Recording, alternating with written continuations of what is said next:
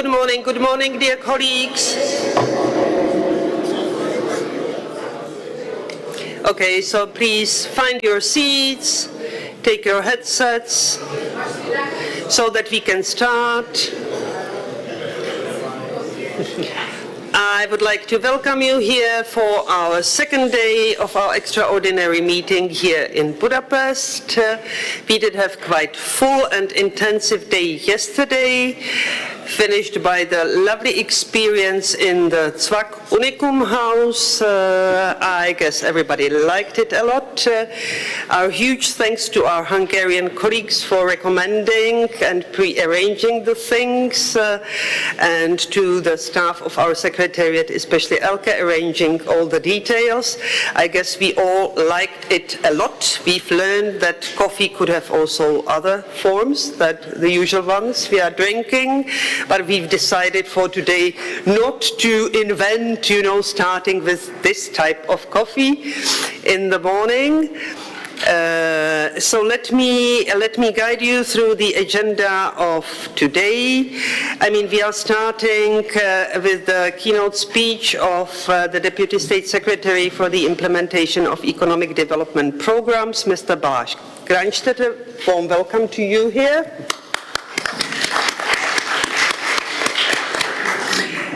We've got quite some time for your address here, but I hope we could do some question and answers also after your address, so I'm going to be happy for that. And then we continue with the two panel sessions, one on the challenges on the labor market in the era of digital transition, social dialogue as a regulation tool of the labor market, chaired by Erika Koller, and last but not least, of course, the green transition, challenges of sustainable employment in agriculture, chaired by Piroška. Let me still make some housekeeping issues. Majority of us is actually leaving today. So on the entrance glass door, there is a list of people being on the same flight. So in a way you could coordinate your transport to the airport. There is a phone number of the food taxi company. So I guess you can call them and arrange then your travel. Plus, and I don't have it here on me by now, there was a pair of glasses found yesterday somewhere, so if whomever, is it yours, kind of red whatsoever, glasses? Not glasses, glasses. Okay, so good. Good, so I'm happy that the things are finding, their owners. So without any further delay, dear Deputy State Secretary, you've got the floor.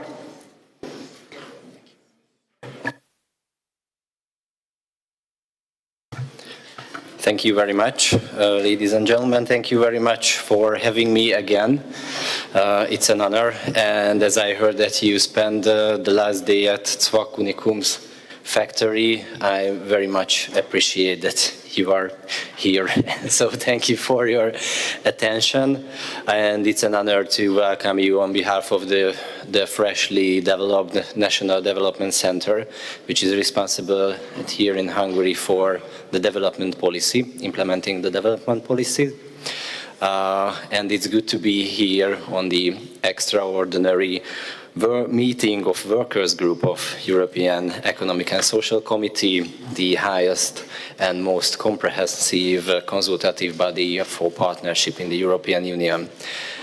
As before, let me hold my speech on my mother tongue. So I give you a few seconds to put up the interpreters, and bless you. Depends on the speed of your Yes. So, hölgyeim és uraim, nagy Ladies and gentlemen, I would like to warmly welcome all of you. Thank you very much for this opportunity today. In today's presentation, I would like to share a few ideas with you.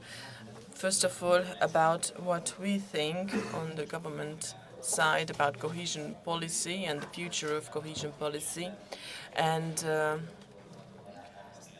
to support the ideas that I'm sharing, I would also like to show a few examples from the experiences of the period between 2014 and 20. In the current financing period, the measures that we are currently introducing and that are in the pipeline, I will talk about them as well, and especially those aspects that will be relevant for EESC. Apologies if I turn around every now and then, but I'm checking where my slides are currently at. But it is perfect as it is. So my first slide deals with the future of the cohesion policy, and I would like to touch upon the 9th cohesion report, because the issue of 2024 of this cohesion report is especially important. In 2014, 10 member states joined, and through the cohesion tools, we managed to help them catching up to the already existing member states.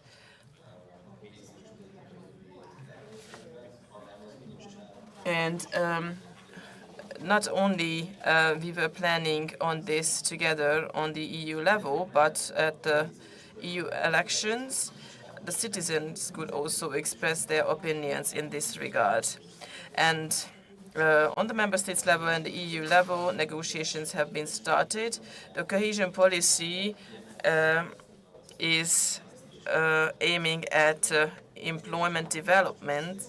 And we have to speak about this, especially because from the point of view of competitiveness and the demographic challenges, these are also areas of priority for the Hungarian EU presidency. As the 9th cohesion report emphasizes, the cohesion policy's territorial cohesion balance is undebatedly and undoubtedly positive. The newly joining countries' GDP represents 52%, and it rose from 52% to nearly 80%. And in the case of the member states that joined in 2004, the unemployment rate decreased from 13% to 4% since their accession. And the interventions in the cohesion policies, there is a cumulative multiplier effect. For each euro invested in the framework of the cohesion policy, the EU's GDP increased by nearly 3 euros. And not all the regions had the same rate of increase in the GDP, and there were regions with very dynamic development, but other regions were trapped in a development trap. And the remaining regional inequalities are often hidden by national averages, and we can see this very well also in Hungary, in the districts that are to be developed under complex programs. Hungary has set the territorial objective to become one of the 5 most viable countries of the EU. And this also means to treat demographic challenges. And we have similarly ambitious objectives from other member states, and they also count on the tools provided by the cohesion policy in order to achieve their goals. The regions have different needs, and we need different kinds of development adapted to their needs. And we need to take into account the different development levels of the regions. We also have to enhance the relations between these regions, and in the area or the period between 2021 and 2027, we will concentrate ourselves on the most disadvantaged regions. In our programs, therefore, we put priority on the districts that are to be developed under complex programs, and the enterprise development and investment in this regard And all of the settlements that we are concentrating on are there are 300 altogether.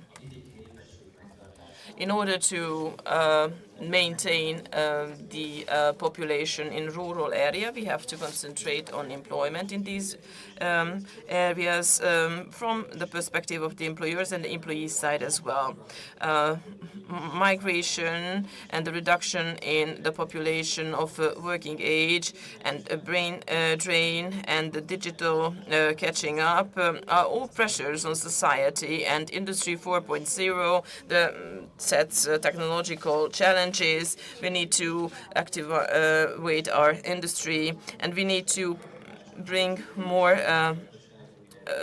workforce into the labor market, because we need to tackle the issue of a lack of workforce. When it comes to the levels of employment, Hungary has already progressed since this accession. From the point of view of employment, the best working age is between 20 and 64. 13.5% was increased to 80% in the employment rate, and the unemployment was reduced. Also, the number of those with a low education rate, and there was an increase by 10% of so also the higher education levels have grown in the age of 20 to 34. This is what you can see on this chart. But there are also regional differences, and we need territorially targeted interventions, especially in light of the aforementioned technological challenges. And this set of data on the right side of the slide is supposed to show that. The improvement of competitiveness is one of the major topics of the Hungarian EU presidency. In order to develop the business environment, the ninth cohesion report said that through the improvement of the situation of the SMEs, we have improved the innovation capacity of these enterprises, and digitalization due to the pandemic has also contributed to increasing productivity, and the volume of export has also been increased. But there is still something to catch up, so the objective for 2030 EU-wide is to have at least 3 digital technologies in 75% of the enterprises. Cloud-based services, big data, and artificial intelligence services are to be applied. What are our operational programs for economic development?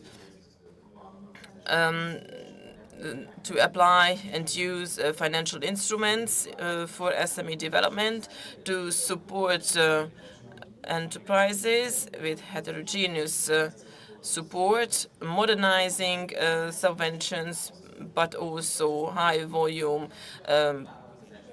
support with big expectations. Also, free consultation is available for SMEs. We also incentivize the use of high technologies, green transition.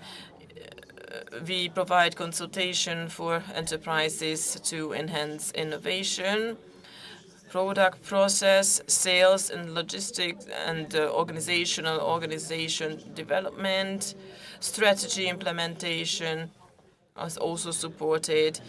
Focus area research and development support with special focus on circular economy, on industry, and national level infrastructural support.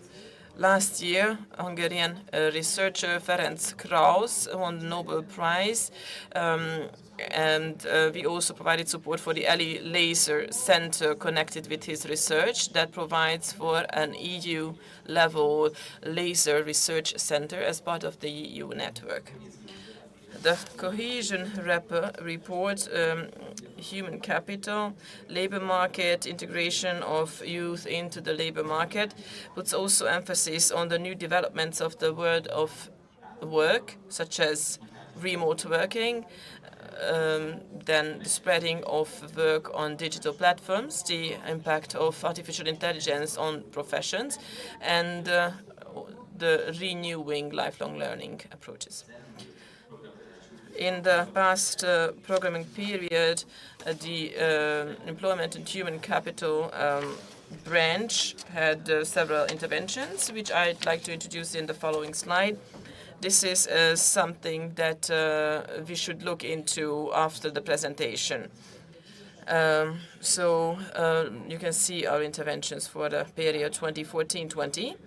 And furthermore, from human capital investment, we have also renewed our vocational education strategy for implementation of dual training, sectoral training centers based on various criteria, and independent examination centers, then state-level training centers, and everything that's necessary for the digital transition. We have also developed a digital curricula, and the APATSA scholarship program has also been introduced, which has been very popular, which is implemented in the framework of compensation programs to balance disadvantages.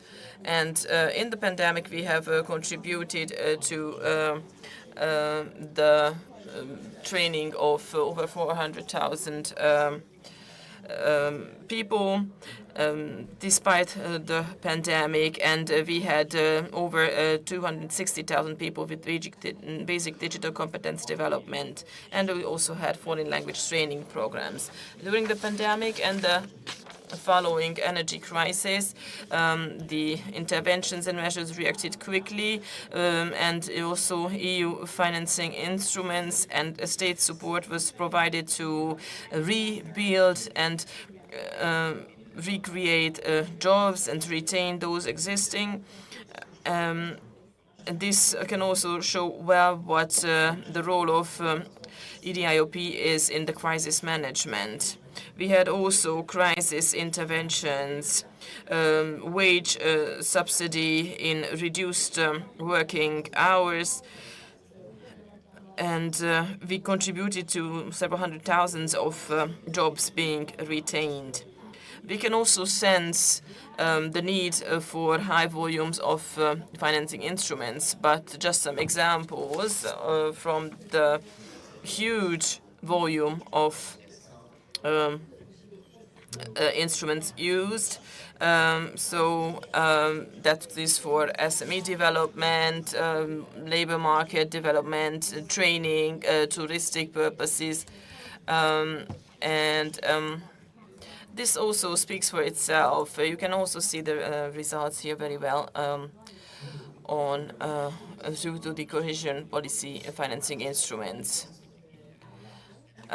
We need new responses for the next financing period, and at least 65% of our instruments will invest into our most disadvantaged regions. In order to overcome the crisis, the SME development programs are already announced starting from 2024-25, and there will be financial instruments and subventions for the more disadvantaged regions. And we are aiming at the support of complex projects, the green transition, digital transition, and by 2013 we would like to reach the employment rate of 85%.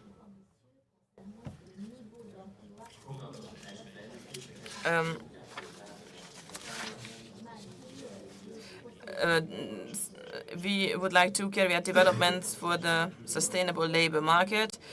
The economy and the labor market shock and the crisis that we currently experience need a boost through to these cohesion instruments. Especially youth and there are other vulnerable groups, they should be granted an easier access to the labor market. We should increase the structural adaptability of SMEs, and job retention should also be enhanced, and the improvement of the competitiveness of workforce and the participants of further education or postgraduate education should also be increased in number. There are many people over 30 that are inactive, so we should look into that as well. When it comes to the labor market programs to expand deployment, we are working together hand in hand with the ministries, the government, and also with the offer agency, with the regional coordination. These programs are based on the labor market data, and this way they are planning their objectives and the amount of support provided. And this year we have launched for SMEs a call to acquire PPE equipment for these SMEs. Also, health screening at workplaces is supported because it is our conviction that this is not only contributing to increasing the years spent with a healthy life, but also to the competitiveness of the workplaces. Adult learning activity is also enhanced independent of the work or the labor market status. For our social partners, both for the previous programming period as well as for the current period, we have dedicated instruments, and you can see the various calls here: legal aid points, micro-regional labor law, legal aid services were offered, and also digital work was involved, and labor law dispute resolution services were offered by involving lawyers, sectoral health and safety awareness programs, and to face the global challenges of the world of work, we also had some thematic projects for raising the adaptability of workers and companies and to increase their capacity of advocacy. And it is also important to mention that we currently have the capacity building support calls that are being processed right now for SMEs, and the first decisions will be announced in mid-October. At the next slide, you can see the capacity building programs for social partners that are currently ongoing and its criteria. And as you can see here on this slide, the private sector and the government have a continuous discussion, and also trade unions are participating. So there are actually three perspectives from which the social partners can participate in these calls.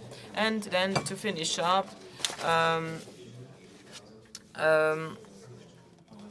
we also provide DESC is an important consultation body, and also civil services and many other actors provide consultancy services as set forth in the Rome Treaty.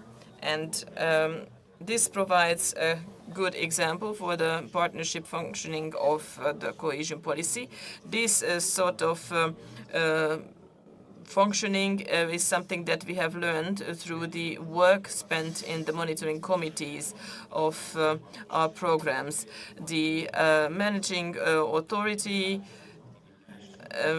and the monitoring committees see how the intense character of these dialogues can have an impact on the efficiency of development programs. We need to take into account the current and future trends of the labor of world of work. And not only we seek out opinions, but also raise awareness and help shape opinions by using the resources provided by the EU. And this is the objective of the constructions provided to the social partners. Our partnership principle is not only a mandatory framework, but it is the sole approach that enables progress, where business partners, SMEs, professional business, employment and education organizations, social partners, workforce, vulnerable groups of job seekers, and other groups, research centers can work together in crisis and in other situations. This is what I wanted to share with you. Thank you very much for your attention.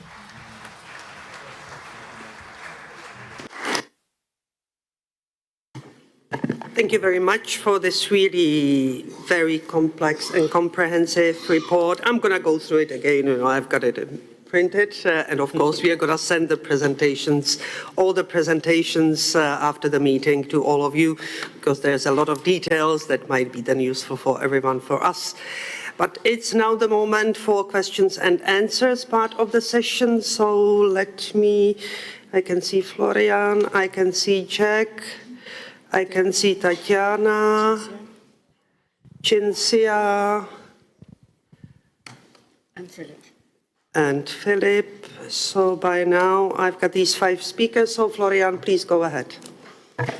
Thank you, dear President, for giving me the floor.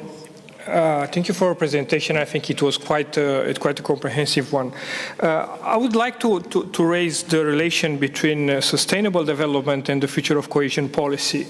Why I'm saying this? Because sustainable development is, in this programming period, an horizontal theme in the cohesion policy.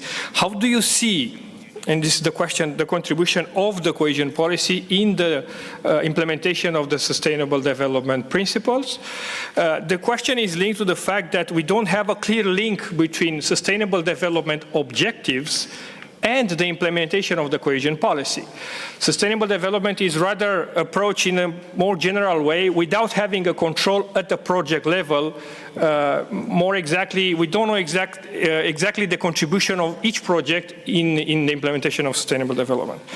Then, cohesion policy decisions. We still, at the monitoring committee level, we do not have a participatory approach, meaning that the civil society doesn't have the capacity and the means to influence decisions. In many member states, the civil society has a weight of not more than 30% of the votes in the monitoring committee. Still, cohesion policy has to be a participatory instrument, which is not the case in several member states. How do you see this development in the future? Then you have mentioned labor market and the link with the cohesion policy. We are not discussing enough, actually we are not discussing at all about the working conditions for the jobs created. Because in some member states, actually in the biggest part of the member states, the quality jobs or the quality of the jobs created, it's not even discussed. Most of them are under minimum wage working conditions. So we have to discuss about this. How do you see this condition? We need some conditionalities in relation with the jobs created under the cohesion policy. Then, the cohesion policy and what we are financing using the cohesion policy. From my perspective, we are financing perhaps too many things. And I can give you some concrete examples. During the pandemic, we have financed everything but not development. We have financing masks. We have financed masks. I don't know what are other issues. Basically, in my home country, they have taken the money from the railway building thematic concentration, and they have bought masks. I'm not saying that it is a bad thing, but what I'm saying is that the cohesion policy is not a crisis instrument. It's a development instrument. So how do you see this approach in the future? Then, conditionalities in the future of cohesion policy. Only on another aspect, and I will finish, dear President. Conditionalities, and I will raise this. I have to do it. Sorry for this, but I have to do it. The corruption conditionalities, conditionality, because I saw, and you know very well that your country has suffered from this aspect. So how do you see the future of the conditionalities in the future of the cohesion policy? I'm mentioning here corruption, but I'm adding also social conditionalities. Do we need more conditionalities, or we will need less conditionalities? And the last one, capacity for social partners. We do have under ESF right now, in this programming period, 0.25 weight for investing in a percentage of 0.25 for investing in capacity building for social partners. Do you see an increase of this weight in 2% like it was the initial discussions under ESF, in the ESF committee, and do you see maintaining this thematic concentration for investing in the capacity building of social partners, taking into account the role of the social partners in the green and digital transition? Thank you so much. Thank you very much, Florian. It's actually for another hour or so, you know, but it's very important to put these questions. I've got Jack and then Tatiana. So Jack, please go ahead. Thank you, President, and good morning, State Secretary, and thank you for your presentation, which was very comprehensive. Referring to your first slide, on one level, expressed as GDP per capita, progress on cohesion is rather impressive, but GDP per capita flatters to a degree because for in one respect, a number of countries actually have declining populations, and that factors into GDP per capita and tends to flatter the figures. And as you pointed out yourself, State Secretary, there are quite significant regional disparities even within countries, including developed countries.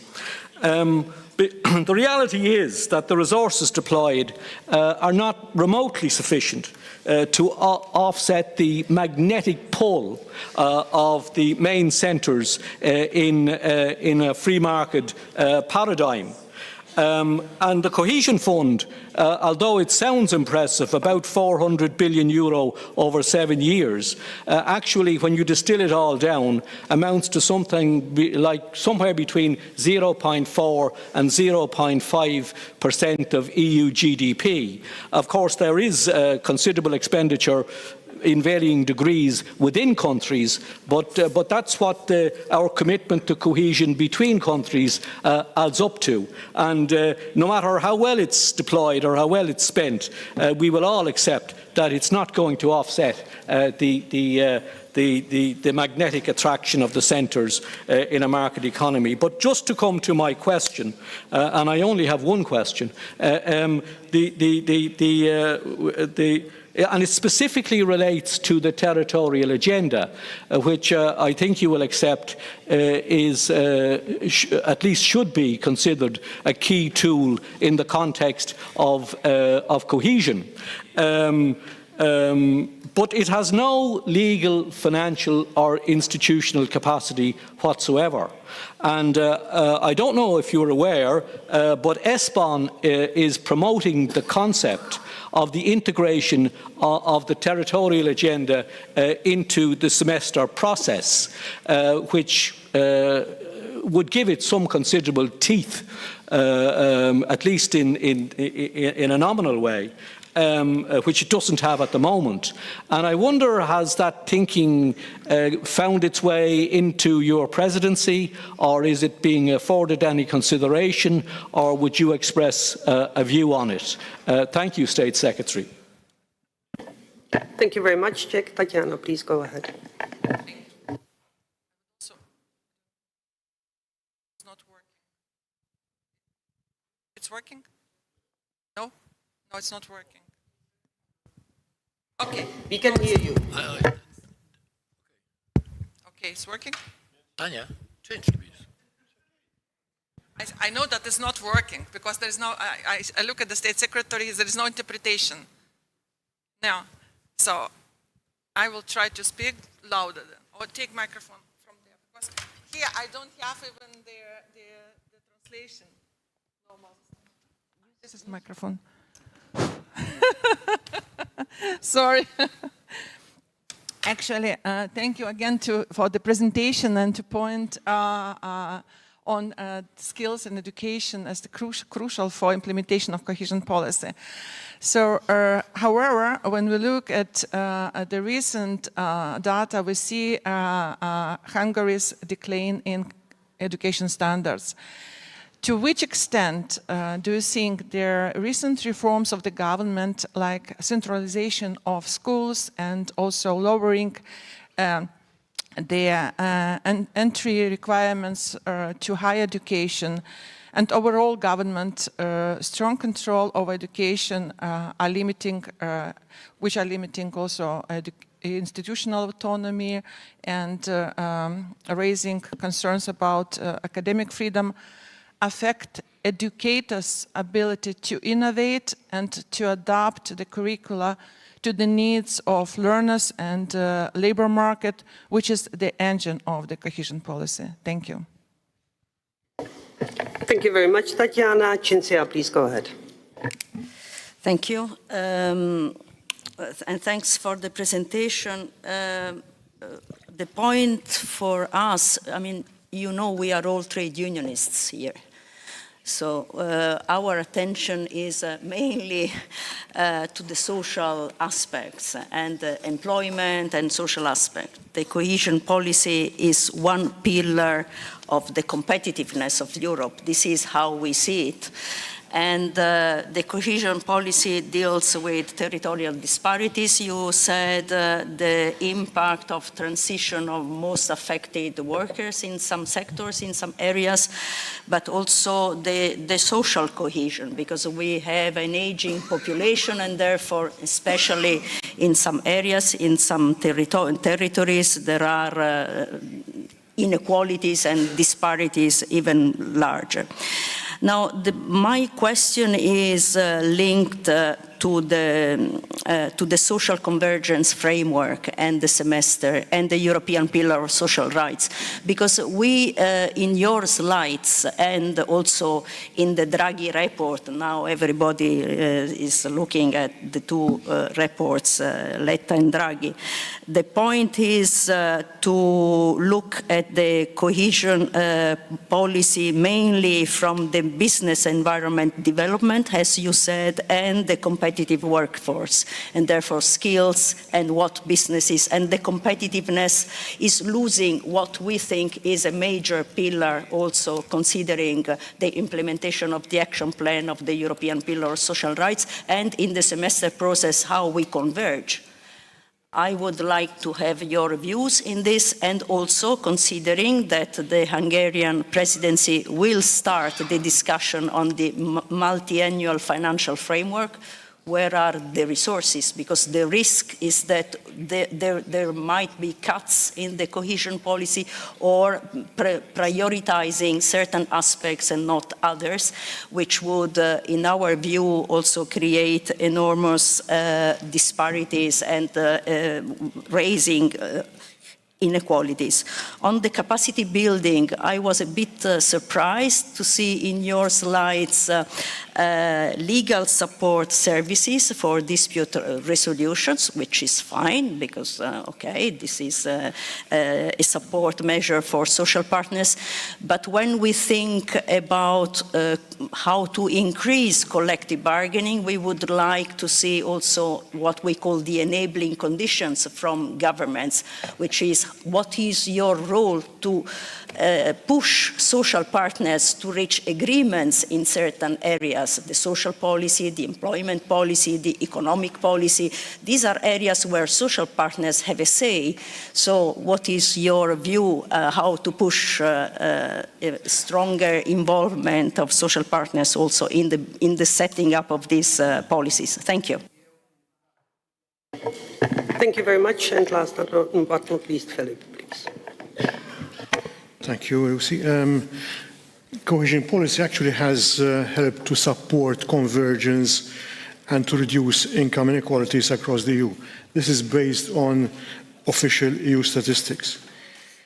It has also, to some extent, helped businesses, especially SMEs, in terms of investment in their own business.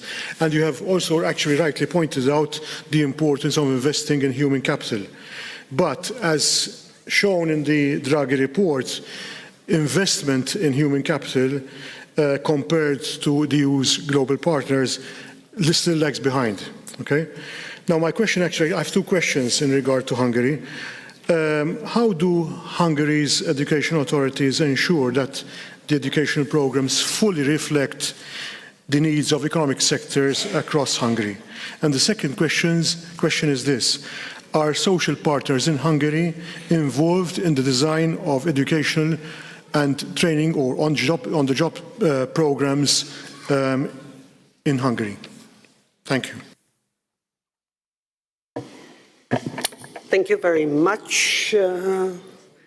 It has been covering quite a wide range of issues. I guess it's going to be quite challenging for you because you've got some 7 minutes to respond. But let me just, yes, I know. But in your role, I guess you are used to it. Let me just add, but it was actually in some of the questions and interventions already, and I know that it's not exactly your remit, but in a way impressive kind of development of the GDP figures throughout the time since enlargement and also with the help of cohesion policy. But would it be quite nice to have some indication how the wages actually increased, because if we talk about the increase up to the 80% of the GDP performance with the newer countries coming in 2004. It would be quite nice to have the figures for Hungary. And one a bit stitchy still comment, because one of the priorities of the presidency has been dealing with the demographic challenges, getting people to the labor market. Isn't the issue of wages, working conditions, one of the reasons for people leaving Hungary? Because I know it is an issue, not such an issue as in other countries, but it is an issue. So how this all plays together, because at the end also the cohesion policy is designed to improve the lives and cohesion of European population. Thanks a lot, good luck. Thank you very much for the questions, and again, let me answer on my mother tongue, please.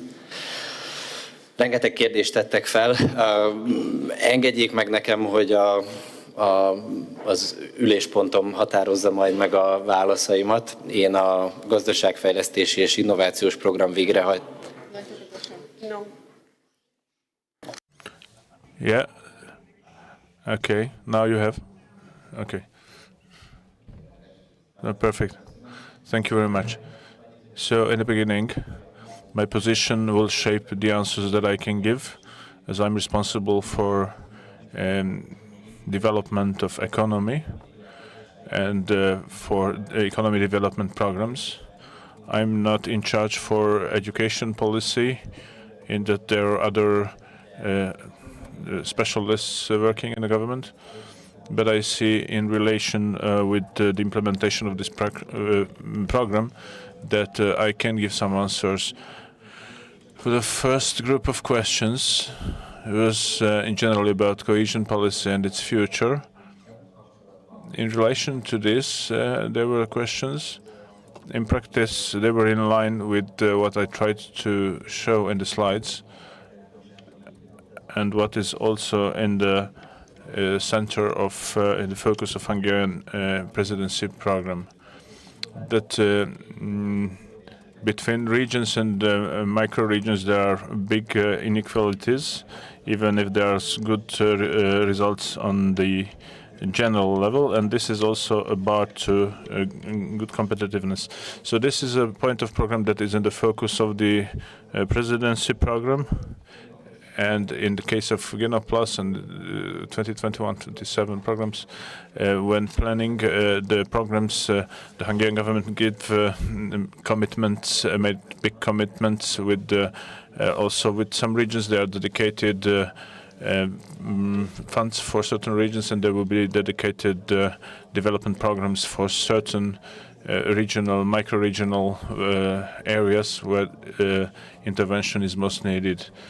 because otherwise there would some demographic and economic problems that should have to be solved within the social sector. How to reflect on that? That was also a question.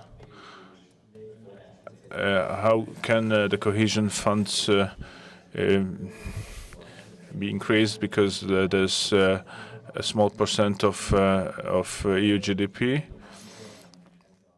It's a very small pocket. For this our basic proposal from the Hungarian presidency is that the first priority is that a cohesion policy is needed also in the future, according to the Hungarian government. This is of utmost importance, and it's a useful tool for increasing EU competitiveness and also territorial cohesion. But it can also be seen, and there's two other themes here, that these policies have to be focused. As it was said by the people asking questions, that it can be used for a lot of things, and this fragments too much this not too big funds compared to EU GDP. The other thing that we see is, which is backed by some good intentions, but it should be also corrected, that during the pandemic and other crises, the fast EU answers were overlapping, made some programs overlapping. These should be corrected. They can, thus they can most simply not be realized on the best level. There was a question about members of the monitoring committees. In the monitoring committees, the civil society role and activity. We, as a member state joining EU in 2004, this is a process of education for us. Me, as involved in implementation, I see that this is developing from budget cycle to budget cycle. One of my jobs is that supervision of operative programs, that we are trying to involve a majority of NGO representatives in monitoring committees. There was also a development on the EU side, as the central legislation also in the CPR level have increased the civil society involvement in the decision making, and in our everyday work we are trying to involve them as much as possible in the implementation of the program, and to give them a decisive size and role in the decisions and in a certain in the elaborating of conditions. In our monitoring committee, there's more NGOs than government representatives involved. So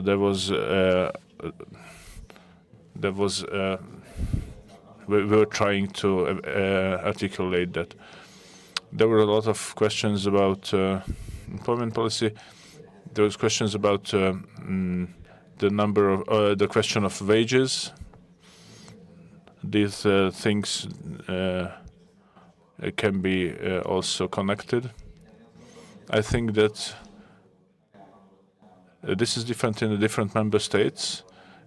If you talk about Hungary, the GINOP, the previous development program, in the previous development program, the challenge was that there were millions of people who were able to work, but they were not on the primary employment market. So the first task for us was to present the numbers, but perpendicularly to this, if it was especially visible in GINOP Plus that we are shifting to quality,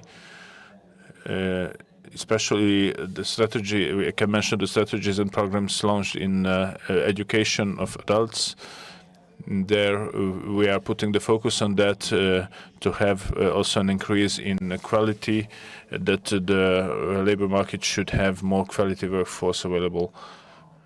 It was the strategy of professional training and the professional education system was renewed with the use of EU funds. We have also made some infrastructural support to centers of professional education. The system of centers of professional education was also built from these funds.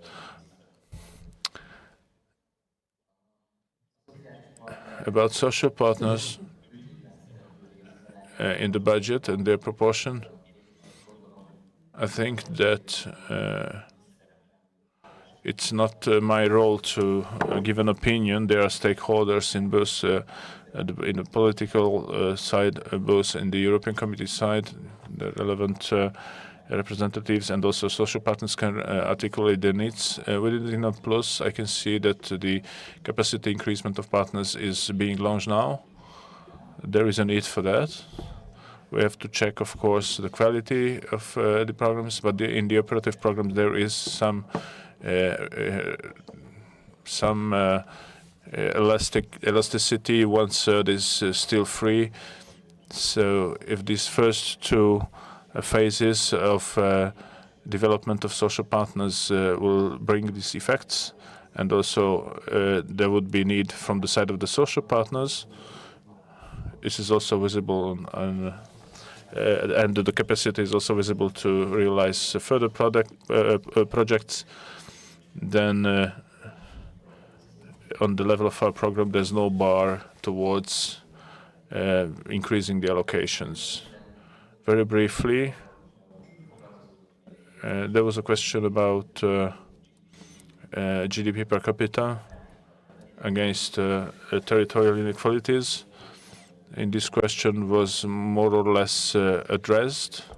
The question is whether the government, either in the presidential agenda or some other way, will reflect on that. Within the presidency agenda, I'm not responsible for that, I have to say, but it's easy to answer because the National Development Center is in the Ministry of Administration and Territorial Development. Mr. Navracic, the minister who is a former EU commissioner, has given a new focus to this issue. He's developing a policy concentrated and focused on the regions that need development. And as a part of the ministry, we have to take it into consideration when shaping the development programs. I don't want to avoid the question of corruption that was raised in one of the questions. In the implementation of the program, I have some practical experience on that. It's a new structure has been shaped for this 2021-2027 period. We have an integrity office now and also some internal anti-corruption programs within the program. This is also very thoroughly observed by the European Commission, and we are also trying to use the EU and national funds the best way possible. About the educational questions, as I told you, I'm not involved in education policy. I have some view on professional education and some questions of the education of adults. There was a question about the education system and its reflection to market needs and what are the ways how we try to provide quality workforce. It was a point in our strategy to elaborate these councils of competencies where the market stakeholders and the education sector meets and they can talk about the needs of the market and they can reflect on it within the educational system. And in the sectoral education centers are the fora for cooperation of the state educational policy and the economic stakeholders of the region. They cooperate, they even run some educational institutions together. This is supported by EU funds and national funds as well. There's a lot of such institutions in many places in the country which are inspiring local youth, and also the local smaller businesses can have an influence on shaping their future employees. Also those little companies that don't have the means to have their own stage or internship programs, they can run that in these regional centers, and that they can support those young people who will maybe later work in their company on, for example, CNC programming or other high quality jobs needing further education. There's one thing more that I would mention, is which is important development in education system, that we are trying to build bridges between professional education and higher education by especially in the case of technical knowledge acquired in professional education should mean advantages in higher education, additional points. So we make it a feasible alternative for people already having professional education to continue their education in higher education system. And then also we can provide even very short micro trainings for people finishing professional education to expand their knowledge, to have more data knowledge needed for the labor market. Other questions that we have? That's all. Of course, If it's enough. If there is something really important you would still like to touch, but we are already, You mentioned lastly the question of the wages. Yes. A munkabérek, minimál. The question of wages and minimum wage. This is a very complicated issue for a government. This is also in the focus of every government.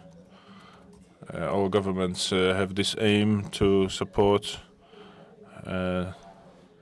the increase of wages, minimum wage, etc. Now at the presidency, in our presidency, you can see that there's an ambitious 2-3 years aim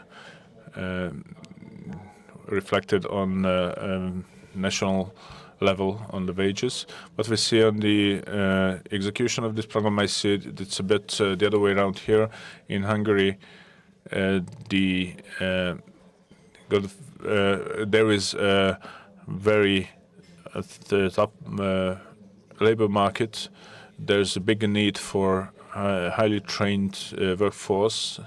This can also be seen in these processes that this region is suffering a brain drain, but there can be seen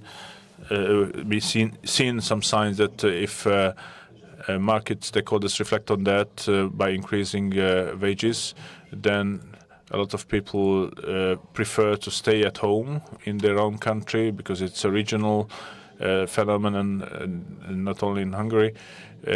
They are even coming back. We are in terms of minimum wage, we are in the middle, more or less, of the European countries. There's a minimum wage in a lot of professions, and this is a sophisticated system.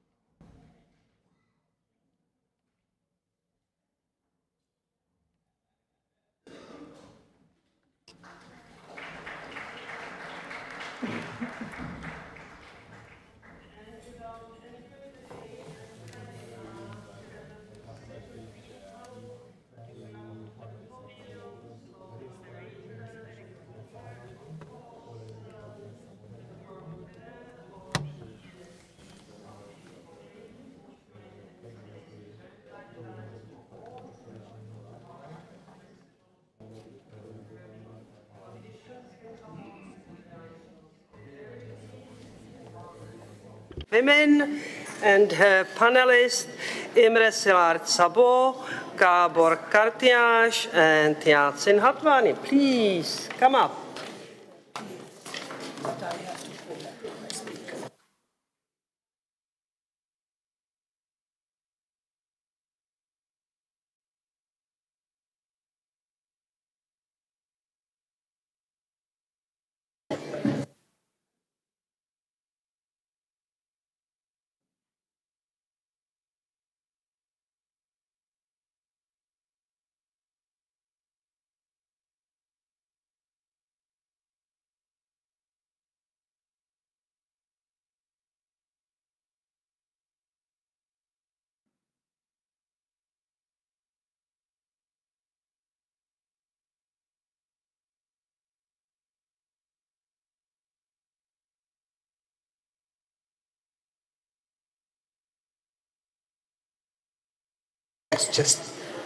Should we start? So, dear colleagues, it is a pleasure for me to see many of us here in Budapest in our meeting, but this time I will use my mother tongue. It's much easier, of course, and so I will speak in Hungarian. So, Dear colleagues, we are trying to talk about a really exciting topic. The title of the topic is, as you could see, Challenges in the Labor Market in the Era of Digital Transition, Social Dialogue as a Regulation Tool of the Labor Market. If the social dialogue can have a role in the regulation of the labor market. If we talk about digital transition, it's today natural that everybody knows use digital technology. If an employee cannot develop in this, will not be lucky in the future, because employers regard this as a basic skill, that someone knows to use a computer and knows how to use some programs, or if he doesn't know, will learn it quickly, and if someone is not able to take the pace, can find himself or herself out of the labor market. So this is a very process of education full of challenges in which we have to comply with the requirements of the employers. This is needed in order to be competitive. Companies are trying to recruit employees who are good in these skills, have good skills, and they are better than in other companies. This is part of the competition. Then came the COVID. Digital transition worked also before, but it has speeded up this process, the process of development of digital technology. During COVID, a lot of people worked from home. Most people worked from home, in home office. This home office work is becoming more and more accepted. Offices are closed, and everybody was doing his job by digital means. If you think about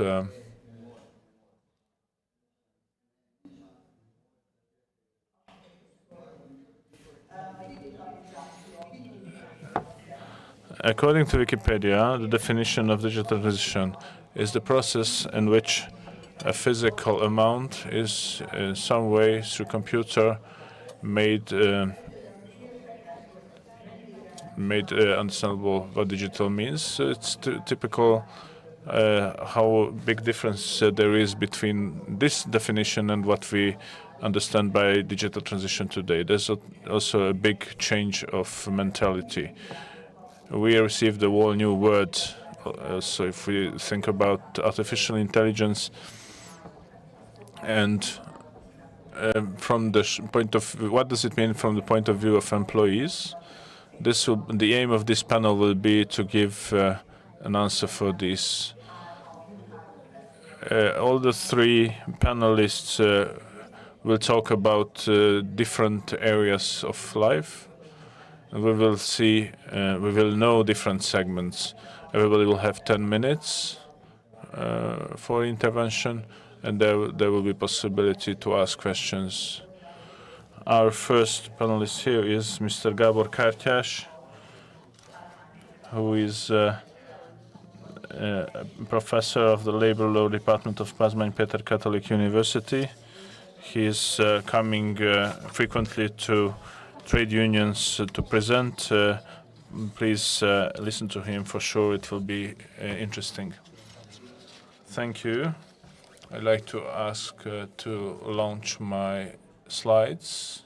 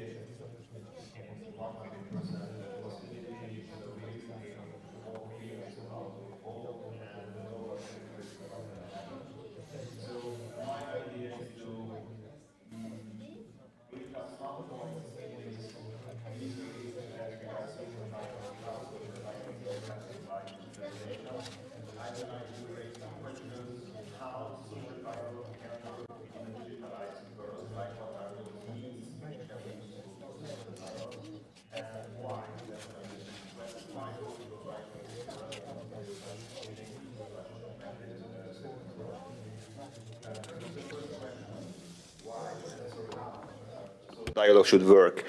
I'd like to show you this nice picture. This is a painting of a Hungarian famous painter, Mihály Munkácsy.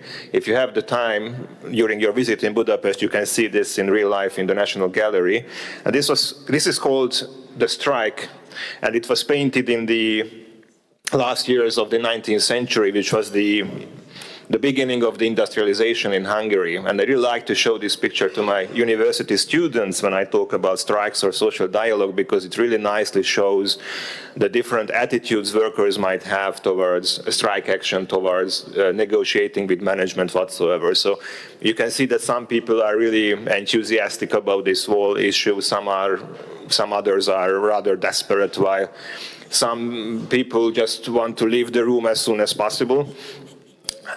So this is what social dialogue is about. It cannot work without personal relations. The whole system builds on face-to-face connections, face-to-face solidarity. Now, how does it look like in digitalization? This will change something like this. I'm sure that you've seen this picture quite many times in your professional activities when you are participating in a meeting which is organized online and you don't see anyone's faces, but you see these nice black boxes, maybe some profile pictures uploaded. If you're lucky enough, you will have some participants switching on their cameras, but otherwise you just see these black boxes with nicknames. Now, how do you build solidarity? How can you rely on solidarity whatsoever if you have to use these means? So there are challenges, I'm sure, but this is not just applied to social dialogue. This is the same for teaching. So I can tell you from my experience that we have the same issues with teaching. Teaching is based on face-to-face connections. Now we have a lot of courses which are totally held online. I've never ever met the students I'm teaching. They pass their exams and we're done, and we never ever met in person. So this is something very different than what universities used to do before.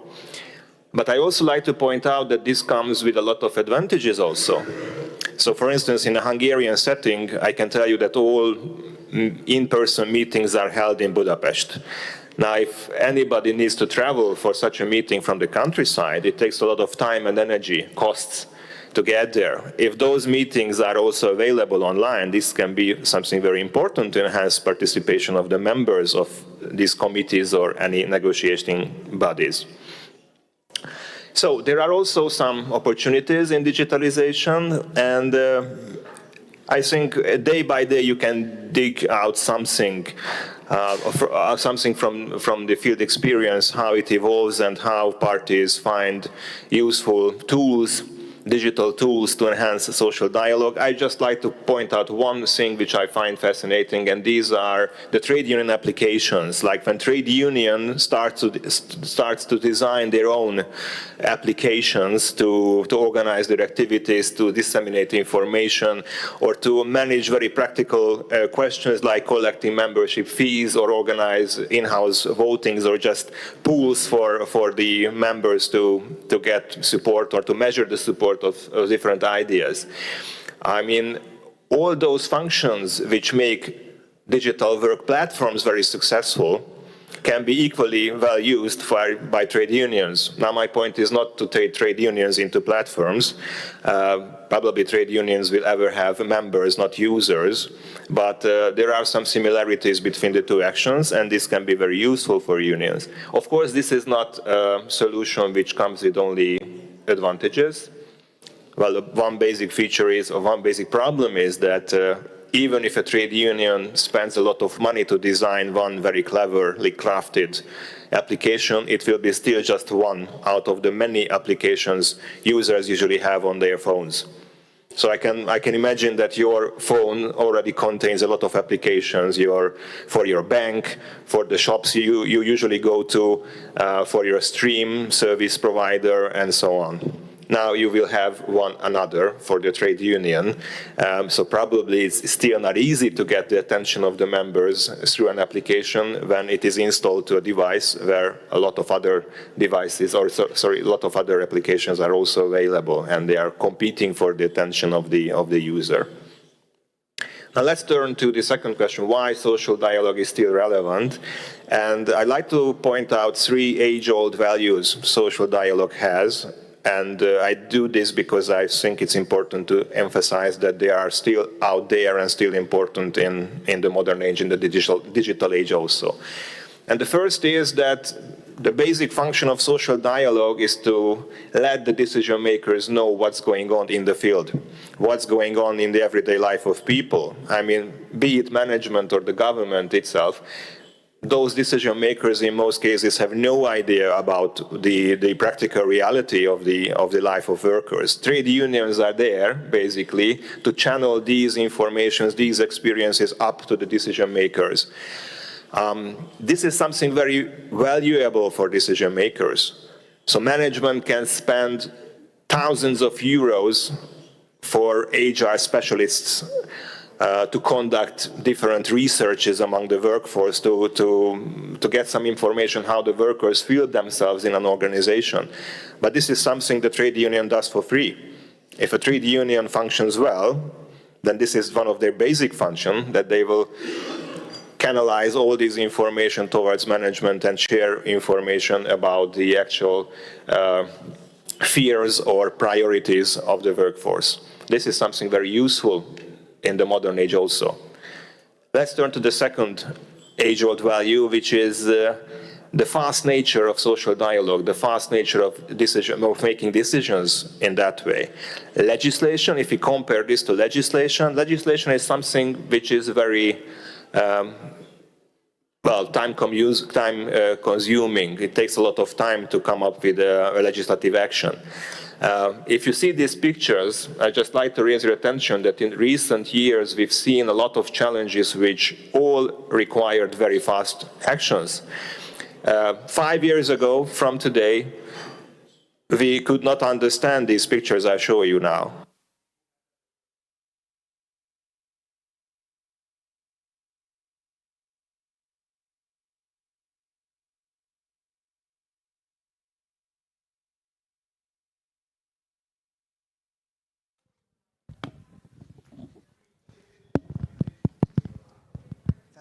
légy a 3-as, 4-est.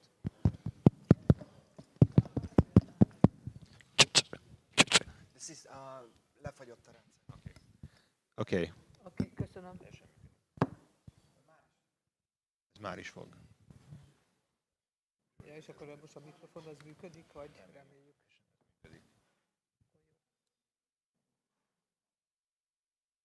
Okay. And how about now? Yeah, it's back to good. Okay, thank you very much. So, my point is, who has ever heard about COVID 5 years ago? Maybe if you are a microbiologist, specialist, expert, then you might be one of them, but probably no one ever heard about that. Who has ChatGPT installed in their mobile devices? Just raise your hand if you have ChatGPT on your mobile devices. Okay, we have a handful of people. Probably next year, most of you guys will have ChatGPT installed in your device, because why would you miss the help of such a useful application? What about this nice guy having this cubic backpack on his back and riding a bike? In Budapest, you have never seen such a figure like 2 years ago. In recent years, now they are everywhere. If you go outside when you head to the airport, I'm sure you will find a lot of them, especially during lunchtime in downtown. So these are all very brand new phenomenon. If we wait for legislation to react to these issues, probably this will be maybe gone or evolve even further until one legislative act will be reached on these issues. And last but not least, social dialogue is a very useful tool to gather experiences on the actual outcome of a decision made. So with something which might have looked very nice on the planning table could turn out to be totally useless in practical reality. And I listed some new measures adopted by the European Union recently concerning different labor law issues, which raised already a lot of debates, especially in academia. We had long and very serious debates over these issues, but the truth is nobody really knows how these measures will turn out in practice. Like, what about the Adequate Minimum Wages Directive? This is a very funny story from my perspective, since the European Union has no legislative competence to regulate wages. Now guess what? The Union has adopted a measure on adequate minimum wages. So some people argue that this is totally irrelevant. Some others argue that this is a very clear message sent by the Union to support collective bargaining throughout the continent.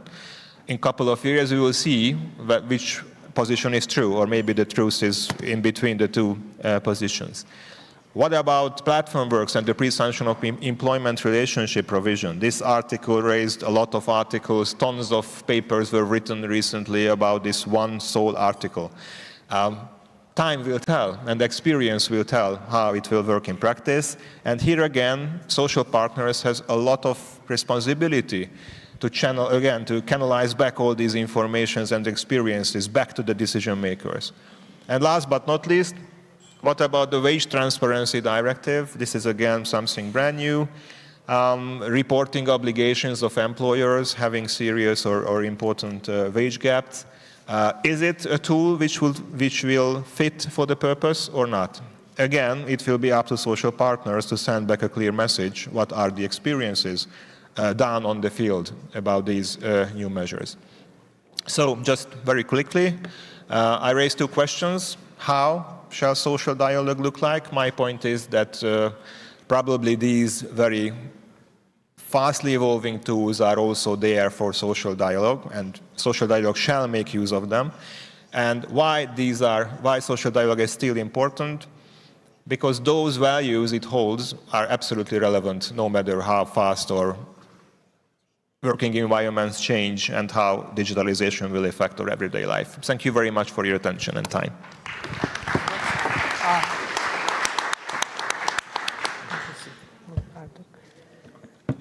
Nagyon szépen köszönöm az előadást, és Thank you very much for the presentation. And it was very actual and taken from life examples. For the couriers, it's half of their life is our lives is spent by waiting on couriers. That's why there are packet automats, but there's also couriers taking the packages. If we think about that these couriers have no insurance, if they break their bicycle, then they have no insurance for that. They don't have job accidents coverage. In a lot of countries, they are now trying to do something about that. Even in labor codes are in some countries already regulations. There is an EU directive on that, if I'm not mistaken. But really, in practice, how it is realized, that's another question.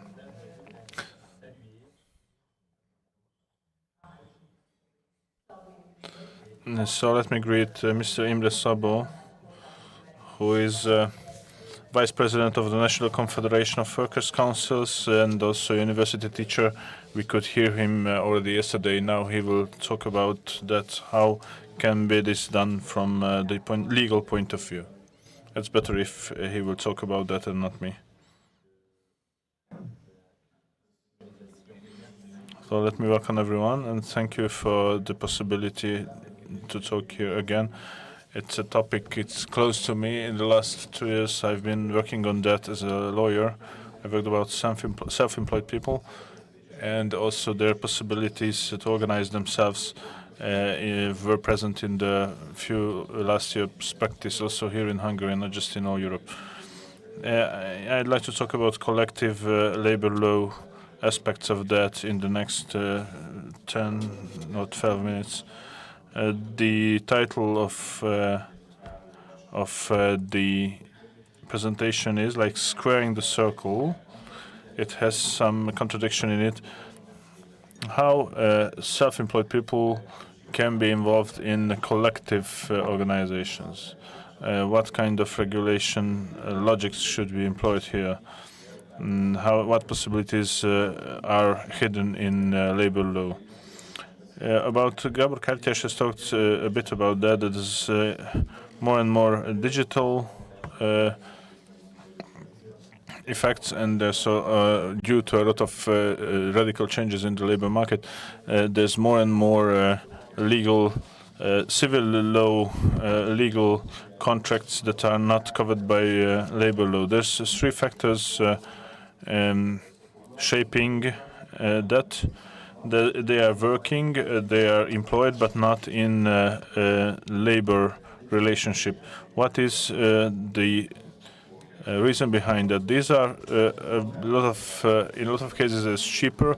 They are more elastic. They are much more elastic than labor law relationships. And the third shape is that they used to call about competitiveness. It's more competitive mode of employment.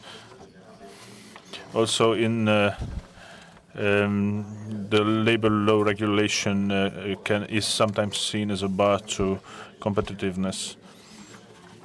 So if we look at this, we can ask ourselves the question whether with the appearance of this modern labor modes, there's more and more employees in the gray zone. They are working, but they are not under the scope of labor law, but they are employers from the legal point of view. How should this be approached from the trade unions point of view? The traditional logic of trade unions cannot do anything with this kind of people. How many people are in this group? In the group of self-employed people in this gray zone, they can be called like that. In Europe, there's a different proportion there. There's the methodology behind that is also different in different countries. What is the definition of self-employedness in different countries? You can see this map from the European Union Labour Force Survey. It's normally between 5 and 30% of this base of the people of whom we are talking who are working, but they do not do that as employees under labor law contract, but also under some kind of civil law contract. The difference, why we are talking about that from the regulation point of view, there is some conflict between the traditional competitive law approach and the traditional labor law approach. In the collective, the right for collective organization is declared by international documents, but competition law negates that. There is a conflict between competition law and international labor law requirements, and this conflict creates legal uncertainty, and in the light of the increasing number of self-employed, it's putting under pressure the community legislature.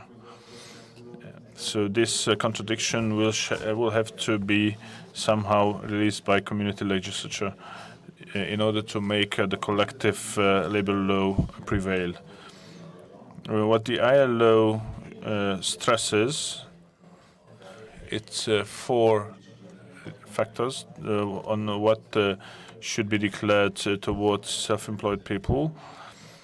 The most important is the regulation of work time, but also important is the appropriate wage, remuneration, the equal remuneration regulation, when we talk about changing of regulation, and also to provide the liberty of association for self-employed people. The Court of Justice of the European Union has an extensive case law and a collective bargain. This is the Albany exceptions that that are exceptions from the traditional competition law approach.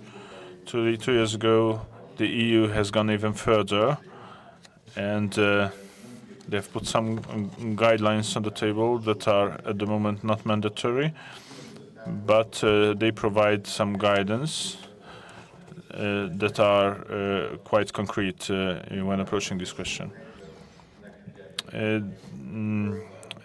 They define as a status comparable to that of an employee when someone is in a pending situation in terms of economically independent. The self-employed has to be in economically dependent situation. These self-employed people should work in a parallel way to employees, and the third criterion is that they should work through digital platforms. And this question is here appearing, which is also the topic of this section. And if these 3 criteria are present, then we have to somehow deal with the tension between labor law and competition law. This alt labor, the trade union movement is working on this with the alt labor approach, which means that a new internal regulation is needed within the trade unions, also in the scope of their internal organization. For this, this kind of workers need a different approach. For example, a big number of employees in a traditional factory needs a totally different approach from the trade union than a pool of self-employed people.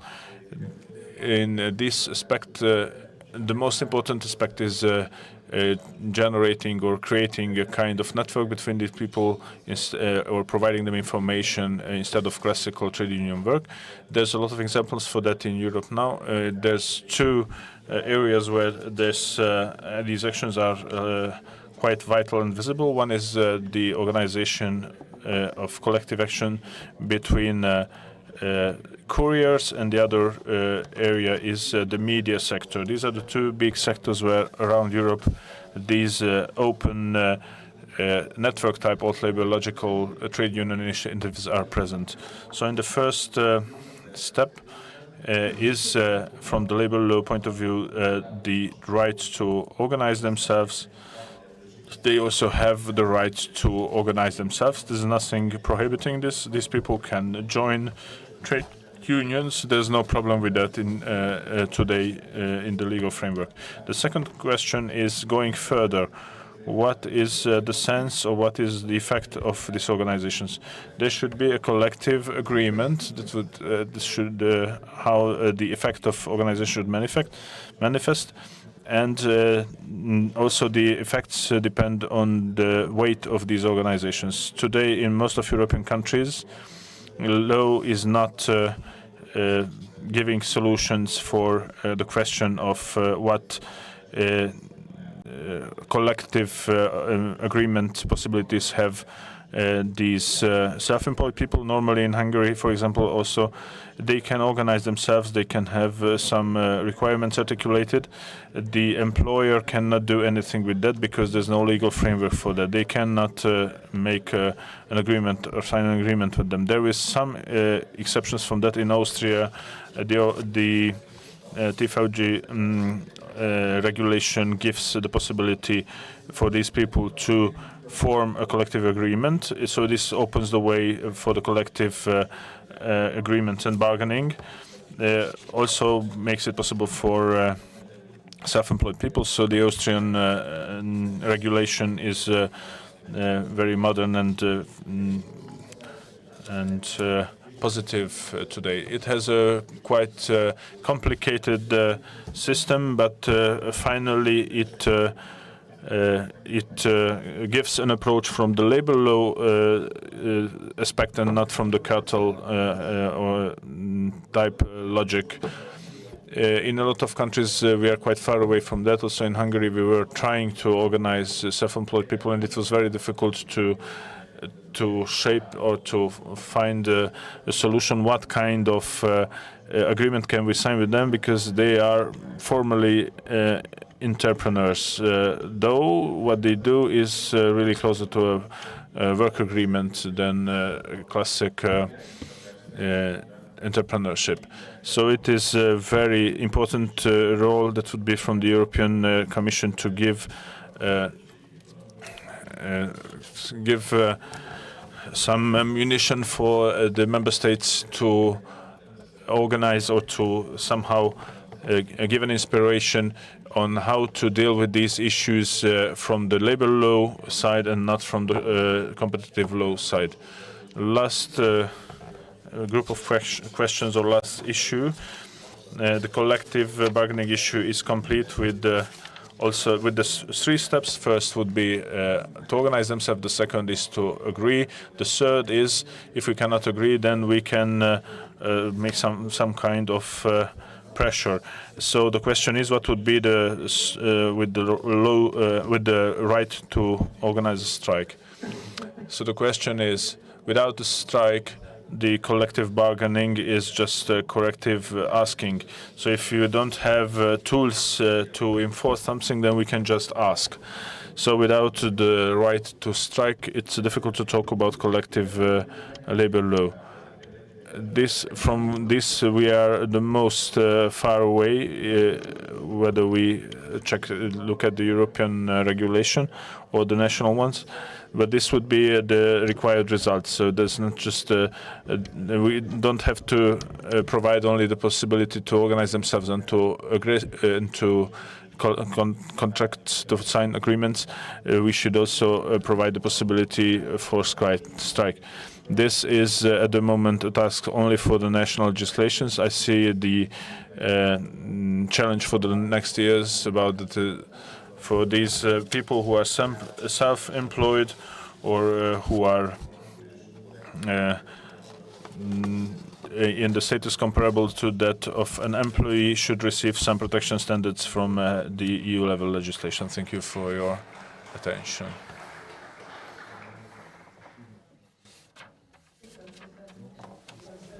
Thank you very much for the presentation. I think it was It raised a lot of thoughts that were also present in our heads what we should do. As it was said, it's a totally different approach in a company, digitalization and its consequences in a company, and totally different in case of, for example, careers or freelancers, self-employed people, and their approach is different. Now, in our third presentation that will be held by Mr. Jacint Hatvani, member of Liga Presidency, we will talk about a specific area, the digitalization in the energy industry. Thank you very much for this opportunity. I would like to welcome all of you. My topic is a little bit focusing on the workplaces and the environmental effects that impact employees at work, and therefore also the labor market. As we speak about digitalization, I think we cannot go around demographic trends and challenges, because these trends are the ones to define the content of digitalization, its pace and also direction. We cannot exclude global technological trends either. The lazy engineer is the one that brings the world ahead, and obviously the trends of this society are very important. And maybe it's getting boring, but we are still aware that the fourth industrial revolution is still ongoing, and that represents challenges on our industry as well. As regards technology, the Internet of Things is now connected to AI, and that will also create IoT. This looks like an evolution, but to put it simple, I would like to give you the simple example of air conditioning that everyone has in our homes. First, we could only set the temperature, and then you could connect it to your phone, and air conditioning with AI will be able to cool down your flat to the right temperature in connection with AI and your phone when the solar panel is producing electricity on your house, or if you don't, then you have only other reserves which you could use. Of course, there is not always cheap electricity available in the grid. There are periods where the prices are a little lower, and that is affected by the capacity. So in a not too distant future, this is where we will get to. And we should also exploit the reserves that we still have in our technological systems. And this will also have an impact on the fate of employees as well, all of these developments. Now, getting back to demographic challenges, challenge as a word is returning in every presentation, and we can see the aging of the population all over Europe, but it is a global trend. The average age in the world is getting ever higher, and the working population is reducing everywhere in all of the societies, and this also represents challenges. Beyond the right policies, I think that this demographic environment will need further digitalization, because it will be indispensable to have further digital development to replace the missing workforce. And as you can see, and I think State Secretary has mentioned in his introduction that the proportion of people with higher education degrees is still lagging behind the EU average when we compare the EU and Hungary. So, and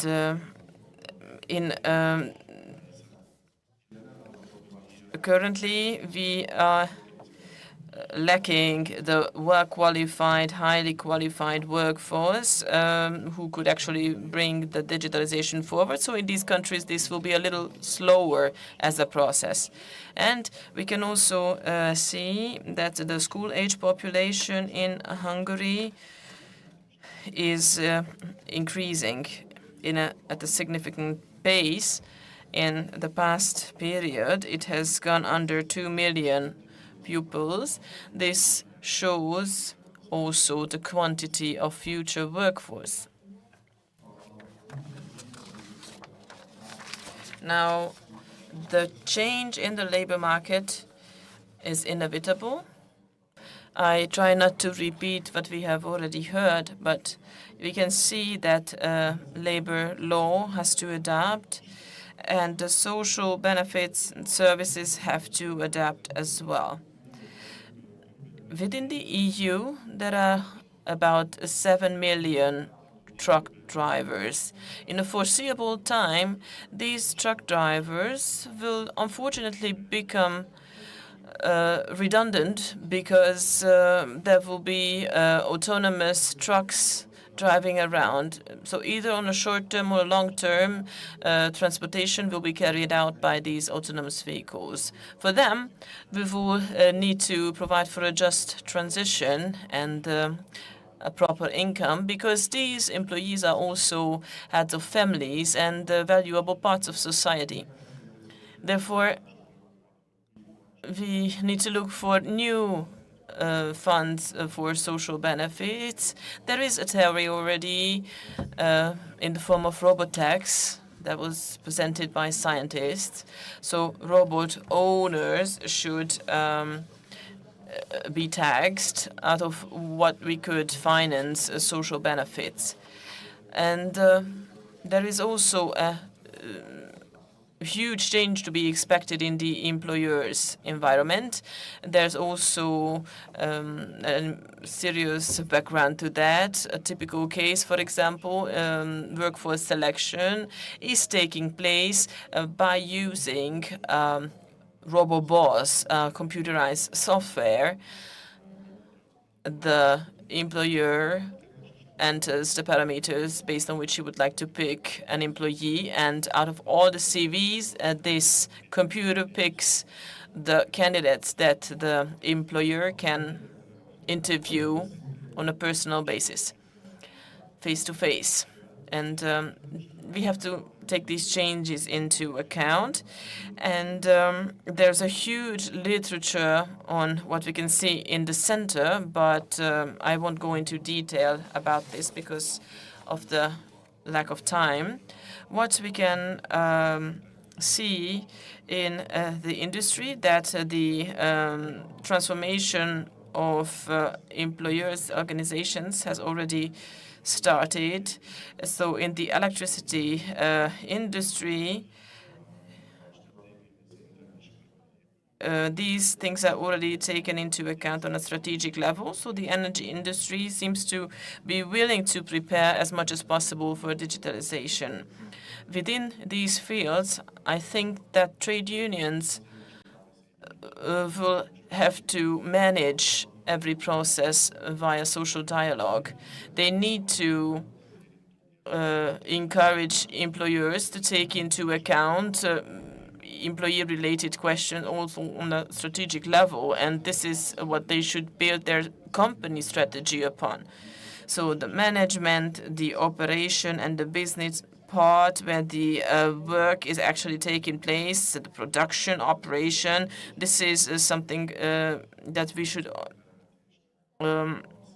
take into account. These are various levels of the value creation, and expectations can come from the employees that there are also healthy working environment, that are in favor of innovation, and the employers shouldn't be able to exploit unnecessarily their employees.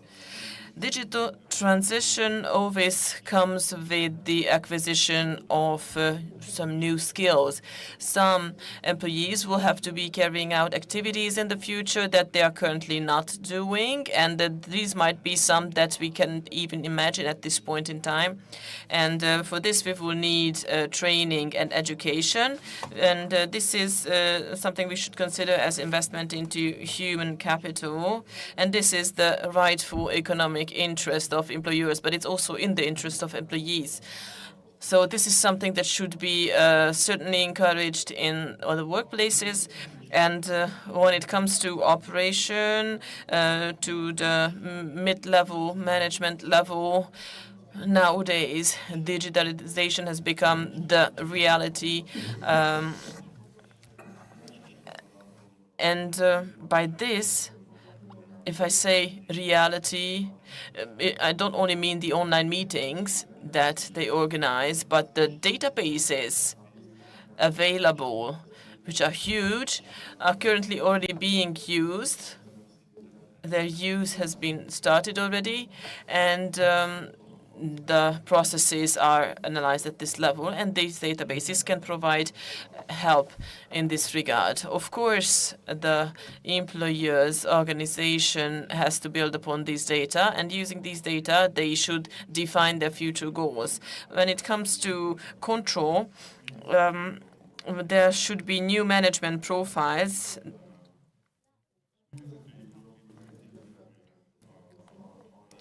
and these clearly aim at the valorization of this data set.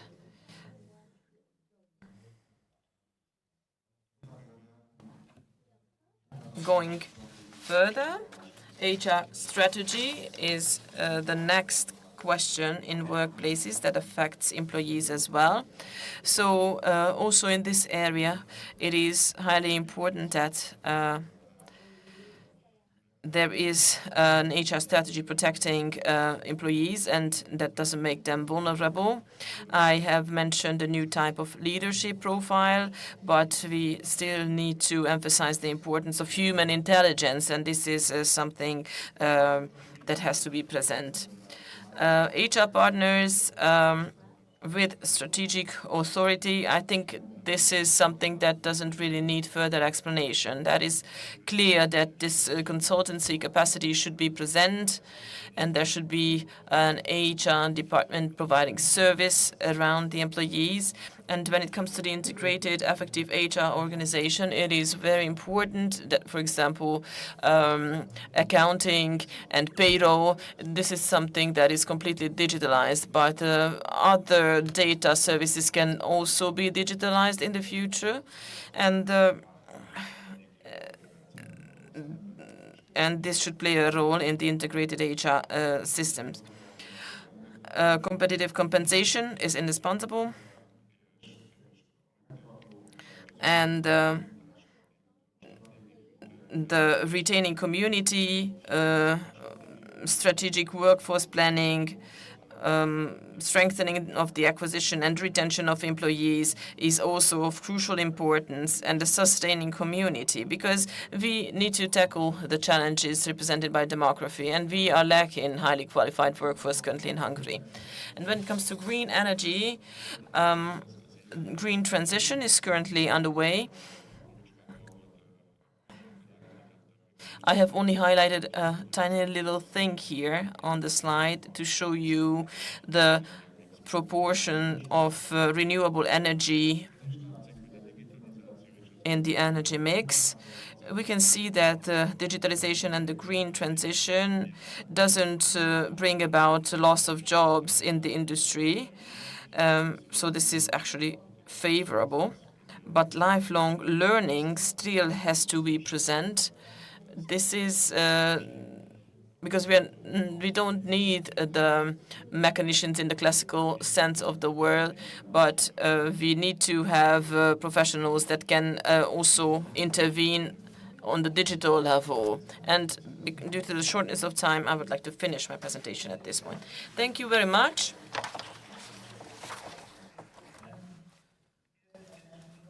We heard many interesting things from a different perspective, but it is true that our time has finished, so I don't even know how many more minutes we have for how many questions we can take. So, Franca, yeah, you are there, but it's fine. But there are colleagues that I don't know that. Okay, Franca, please. I will be short and I will speak in French. Good morning, everyone. Thank you for this presentation.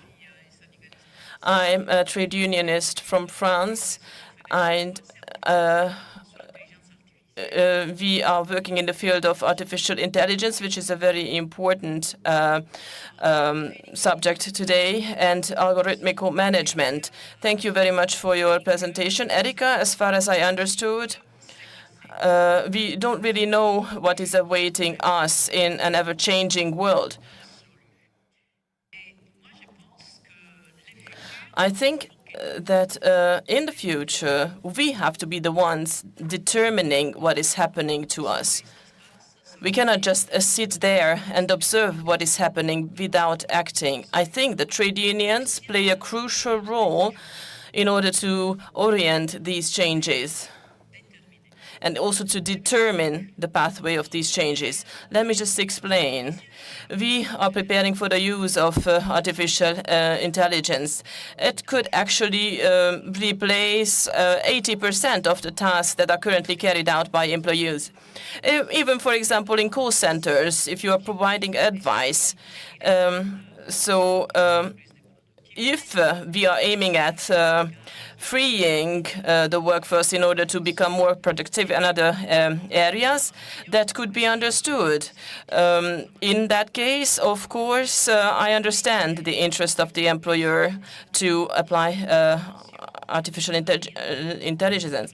But if we are introducing these means to develop the workforce so that they can apply these tools themselves, that's also another aspect. Mr. Kártyás and other colleagues, I would like to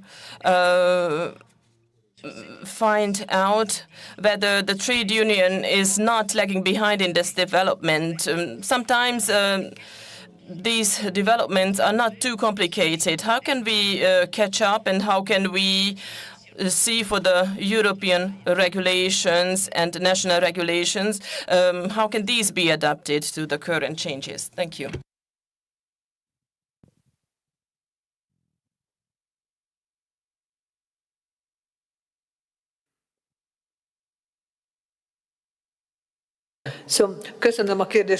Thank you very much for your question, Franca. I would like to collect the questions first, and then I wouldn't have the time for individual responses. So, Dumitru.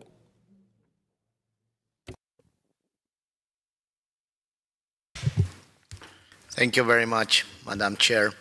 Very interesting discussion. I want to raise an issue regarding the role of the trade unions in this new development. We have some federations which they have already the apps integrated in their activities, but we realize that now we are in the situation where we are not only negotiate workers, labor rights, we are negotiating sometimes data rights. Data, it's sometimes that our governments wants to suggest that the data it's an issue which is related with the consumer protection. It's not necessarily related with the trade unions. But in reality, when we build the algorithms which are necessary for our organizations, we use our rights to, like data sovereignty, informed consent of our members to participate in the platforms, online platforms. But also we use another right, which is in Europe, the right to stay disconnected. So anytime it's implementing this, it's an interference between data rights and worker rights, labor rights. So how the things are developing in Hungary, how you can integrate all these aspects, and what is the relation between the open tools like TikTok or like Facebook or social media means, and the closed platform which are dedicated only to the members? How you use the open social media systems in order to recruit, to convince new, maybe young members to participate in the trade unions. What do you think we should do this in the future on this theme? Thank you. Köszönöm. Thank you. Next question, Cinzia.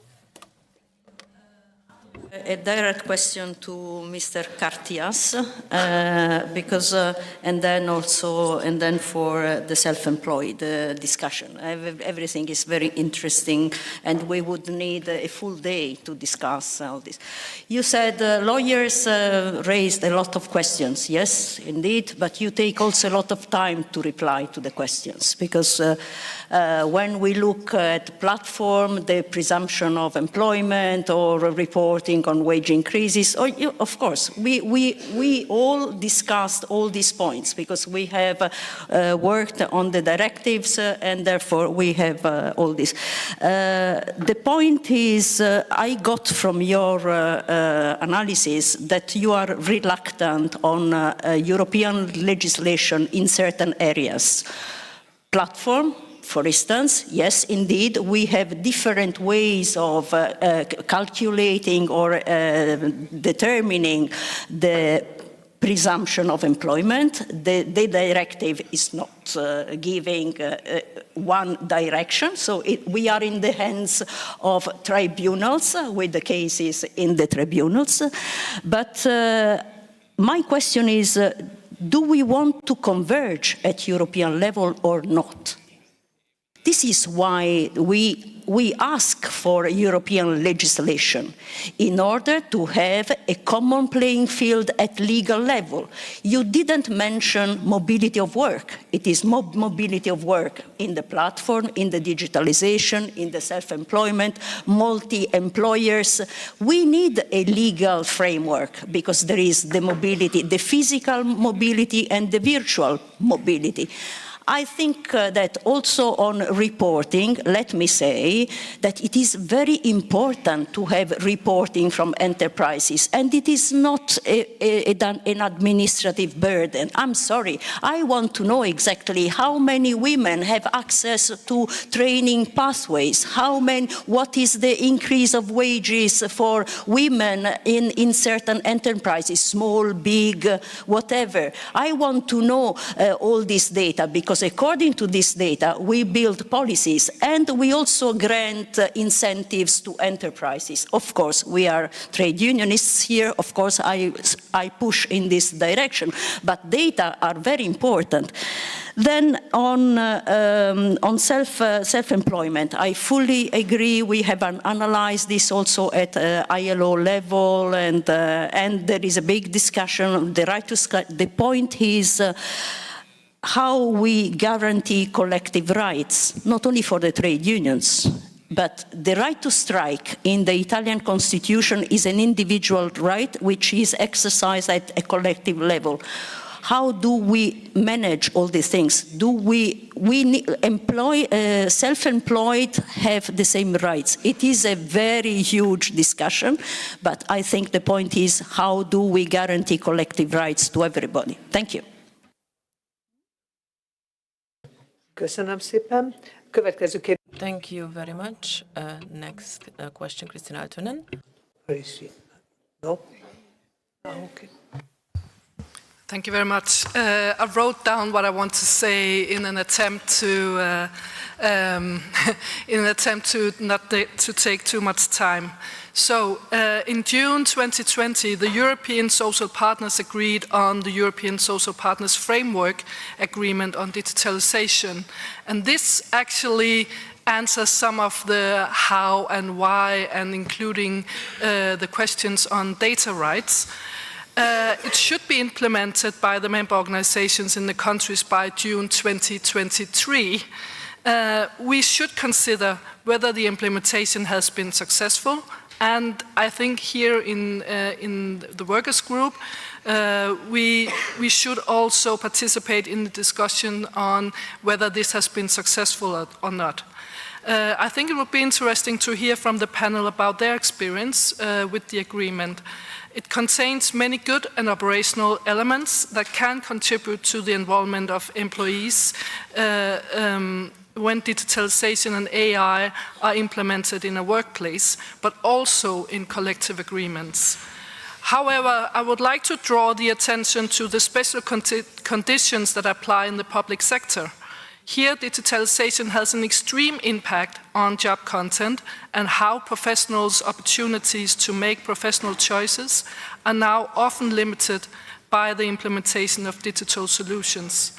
And this becomes particularly precarious when the citizens that employees work with are children.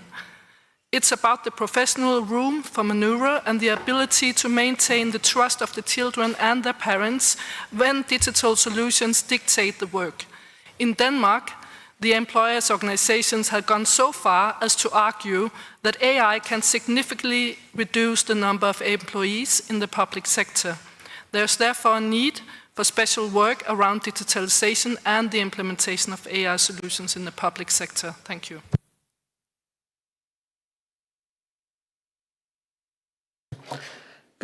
Thank you. Next question, Maria. Thank you very much. I will speak in Spanish. So,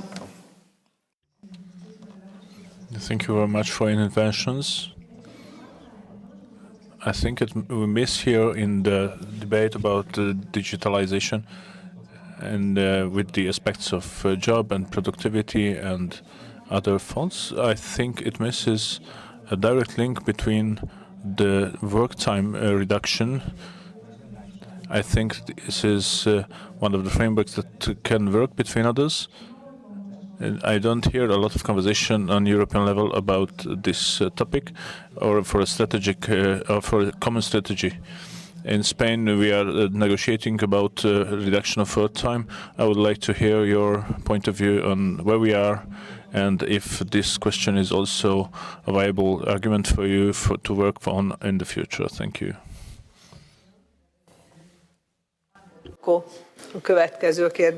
Next one is Mr. Sokol. First of all, thanks very much for a very interesting presentation. I have only one question. We all know that the position of self-employed people are not good. They are very bad, and the wages are very bad and so on. The social security is not good and so on. And we all agree probably that, especially if we are talking about bogus self-employed, that we need to do something on that area.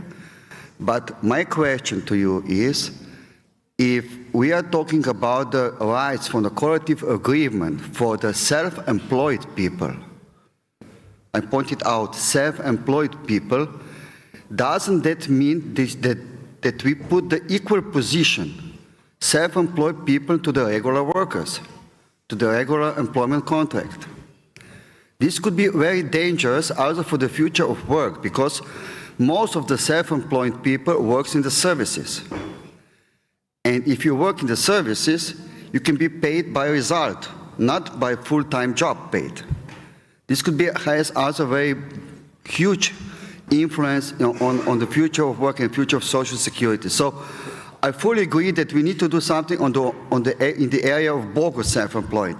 But in the area of self-employed people, give all collective agreement rights to all those people is, from my point of view, very dangerous, because we can put that in the equal position as the regular working contract. So I just want to hear your opinion. Thanks. Köszönöm szépen, és ez volt az utolsó kérdés. Thank you very much. This would have been our last question. Thank you to all of you who asked a question. And thank you for your interest. And now I would like to pass the floor to our speakers in the order of their speeches. Gábor. Questions and thoughts. I will start my reply with stating that technology in general is something neutral. So it does not stand on the employer's side or the employee side. It depends on how we use it. And the idea is to find out decent ways to use it, which is not unilateral, which would not come with unilateral gains for only one side or the other. And working time, I guess, is a very good illustration for that. Because with these digital devices, we are totally able to expand working time beyond imagination. And if you see Eurofound's research on this subject, you can find out that this is actually what's happening. Teleworkers tend to work more than people who stay in the office. But equally, these devices offer us so enhanced efficiency in our work, which could lead very well to decreasing the measure of working time. I mean, we are still stuck with this 8 hours working day, 50 hours working week, which was basically adopted by the ILO over 100 years ago. Now just compare the efficiency of a today's worker with the one who performed their task 100 years ago. I mean, for instance, in my profession in the legal field, I could not imagine performing my job without a computer. I have no idea how my colleagues back 30 years ago could deal with their everyday task, doing any legal research without having access to a digital database, for instance. So, for instance, working time reduction is out there. Obviously, this is happening in some countries, and this is something I would really push for. And I'm sorry if I appeared a little bit more critical against EU measures. It's not my point. I'm absolutely happy and celebrate all these measures newly adopted by the European Union. I think all of these measures are huge steps forward. Especially from Eastern European countries' view, probably our legislation would not be quick enough to react to these new phenomenon unless the EU does something on this field. So we have to take up the pace. So I'm all in support of these new measures. My point is that field experiences are very necessary and useful to send information back to the decision makers whether these were actually good ideas or how to improve them. And of course, the European Commission always builds on these inputs, and this is also very important. And just one last idea. I'm really glad that you raised the framework agreement on digitalization from 2022.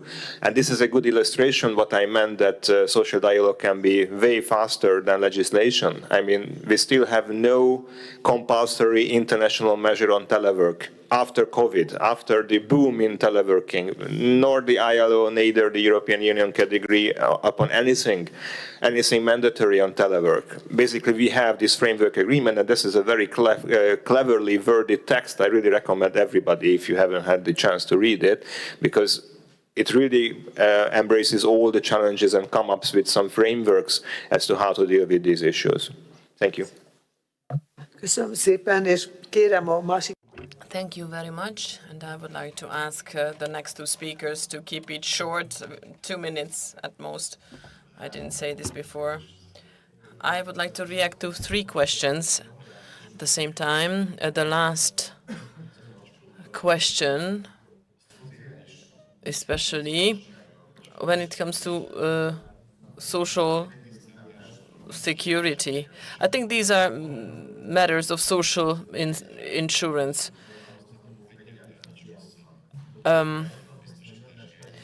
I think this is a matter of regulation of taxation and other contributions. So these are different questions. And now employees and employers are affected in the same way. But I think it's a matter of social security system. And then there is also the question about taxation and other contributions. If we're talking about the collective bargaining agreements and the extension of the self-employed, then we don't understand the same thing in all the cases. But in this case, the collective bargaining agreement has a completely different scope. We are talking about subjects that are set forth in the ILO codes, UGL, the international compliance, which is about the definition of the fundamental working hours, fees and anti-discrimination rules. It is not about putting an equation between two things, but in specific objects, we need to open the debate for bargaining. We cannot refuse this because the group of the affected is ever growing, and as a trade union, of course, you can try to fight against it, but that's not the way or the direction the world is going to, and digitalization is only a catalyst of this process. In regard of the EU legislation, I have to mention three important directives that were also touched upon in the questions: work-life balance, predictable conditions, and wage transparency. So I think these are very future-oriented. But we can see the transposition in the member states, at least in Central and Eastern Europe, that we should put more focus on the way, on the method of the transposition, and we should look to what extent the content of these directives is implemented at the transposition. In all of the directives, there are a lot of points where we could hang on to that could strengthen our positions and our policies. And I think especially in the post-socialist countries in Central Eastern Europe, it is an important challenge how we use our terms in labor law, because the terminology we are using is going back to 30, 40 years. These terms are quite outdated in the world of digitalization. If you're looking at the Hungarian labor regulation, and not only Hungary but the neighboring countries, they rarely offer any support or pillars for us. We should revitalize the terminology and collective labor rights. Consultation rights stand for completely different things today than they used to decades ago. So this is something I wanted to reflect on. And regarding the reduction of working hours, there's no debate whatsoever on this in Hungary. And in the countries where there's a lack of workforce, there is no question about reducing working hours in the economy. Instead, we are more fighting for keeping at least the fundamental rules and to avoid the utmost extremes in these countries. The debate is not about reducing working hours and the content of these working hours, but to at least create a viable set of systems. There's a lack of workforce. We need to employ those that are already there. There is no word about reducing the working hours at all in these countries. We have a completely different labor market situation than in the southern part of Europe. This is the reason. Thank you. That's it.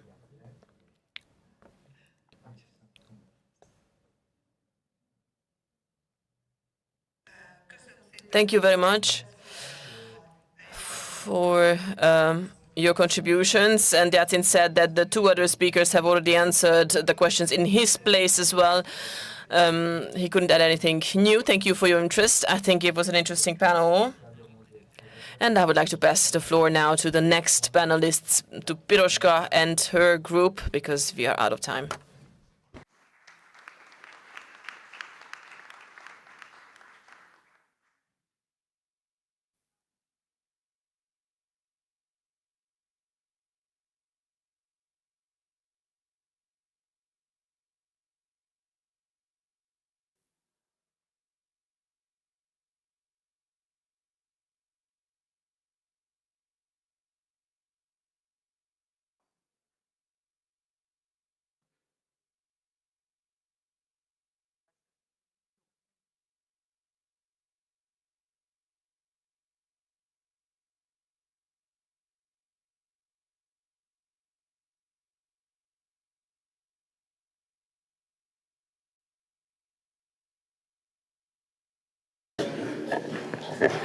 Okay, so could I kindly ask, we are not finished yet.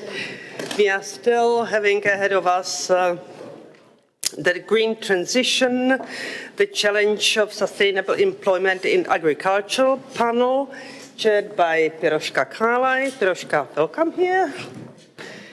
And her three panelists, Csaba Bálint, Jura Casa, and Zsófia Ver.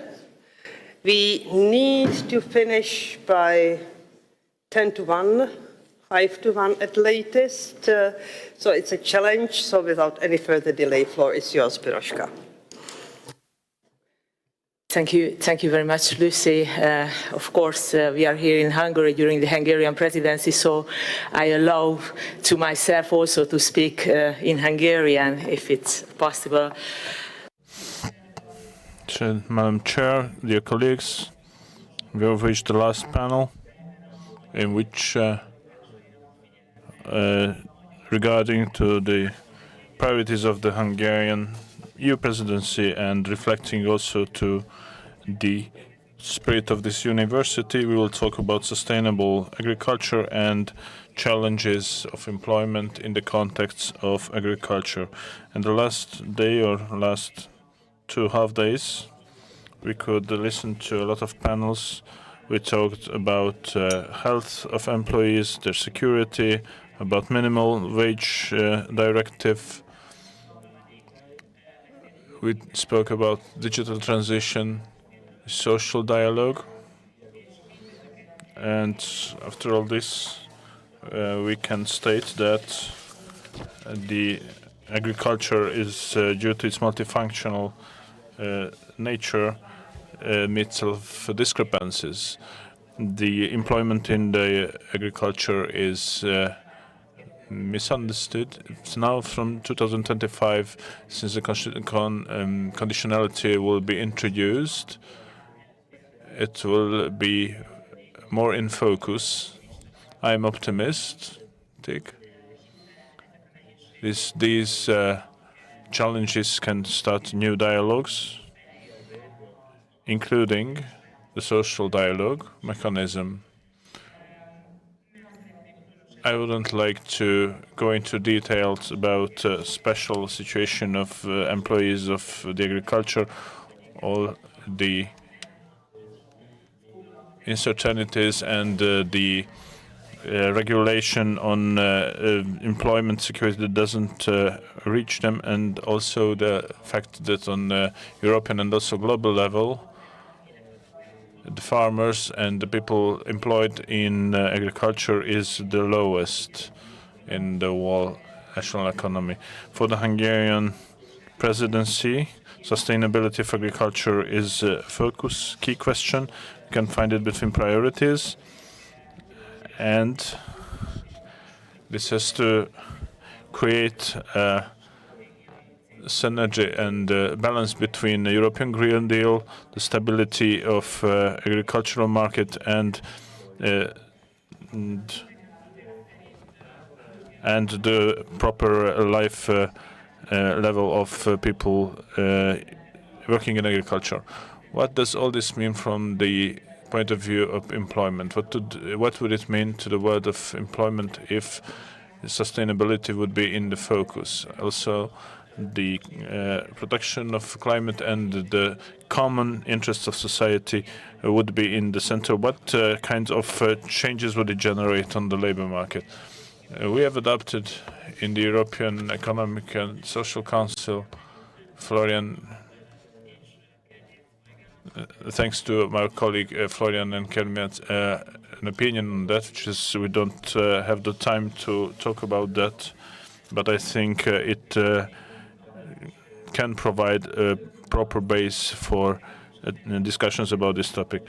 Green jobs are based on sustainability and protection of environment, including the social aspects. If we talk about the green jobs and the definition of green jobs and we put it into a broader context, we can talk about proper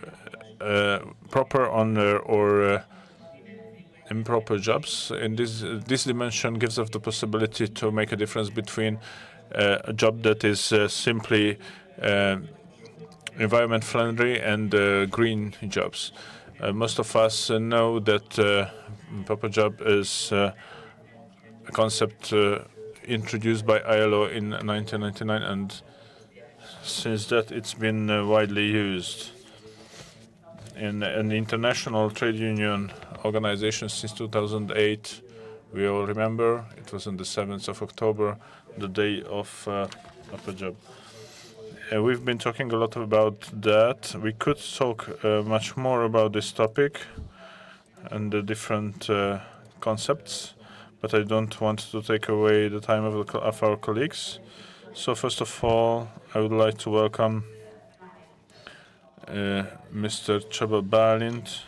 I can see my colleague, an expert researcher of the Institute of Agricultural Economics. We've been cooperating with him a few times already.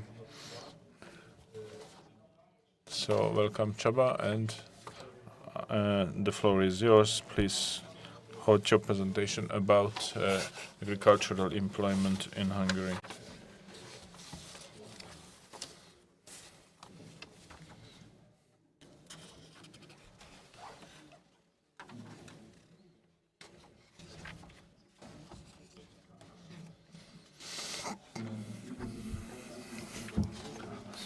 Good day, everybody. Thank you for Piroska for the invitation. She's invited me personally. I'm Csaba Bálint from the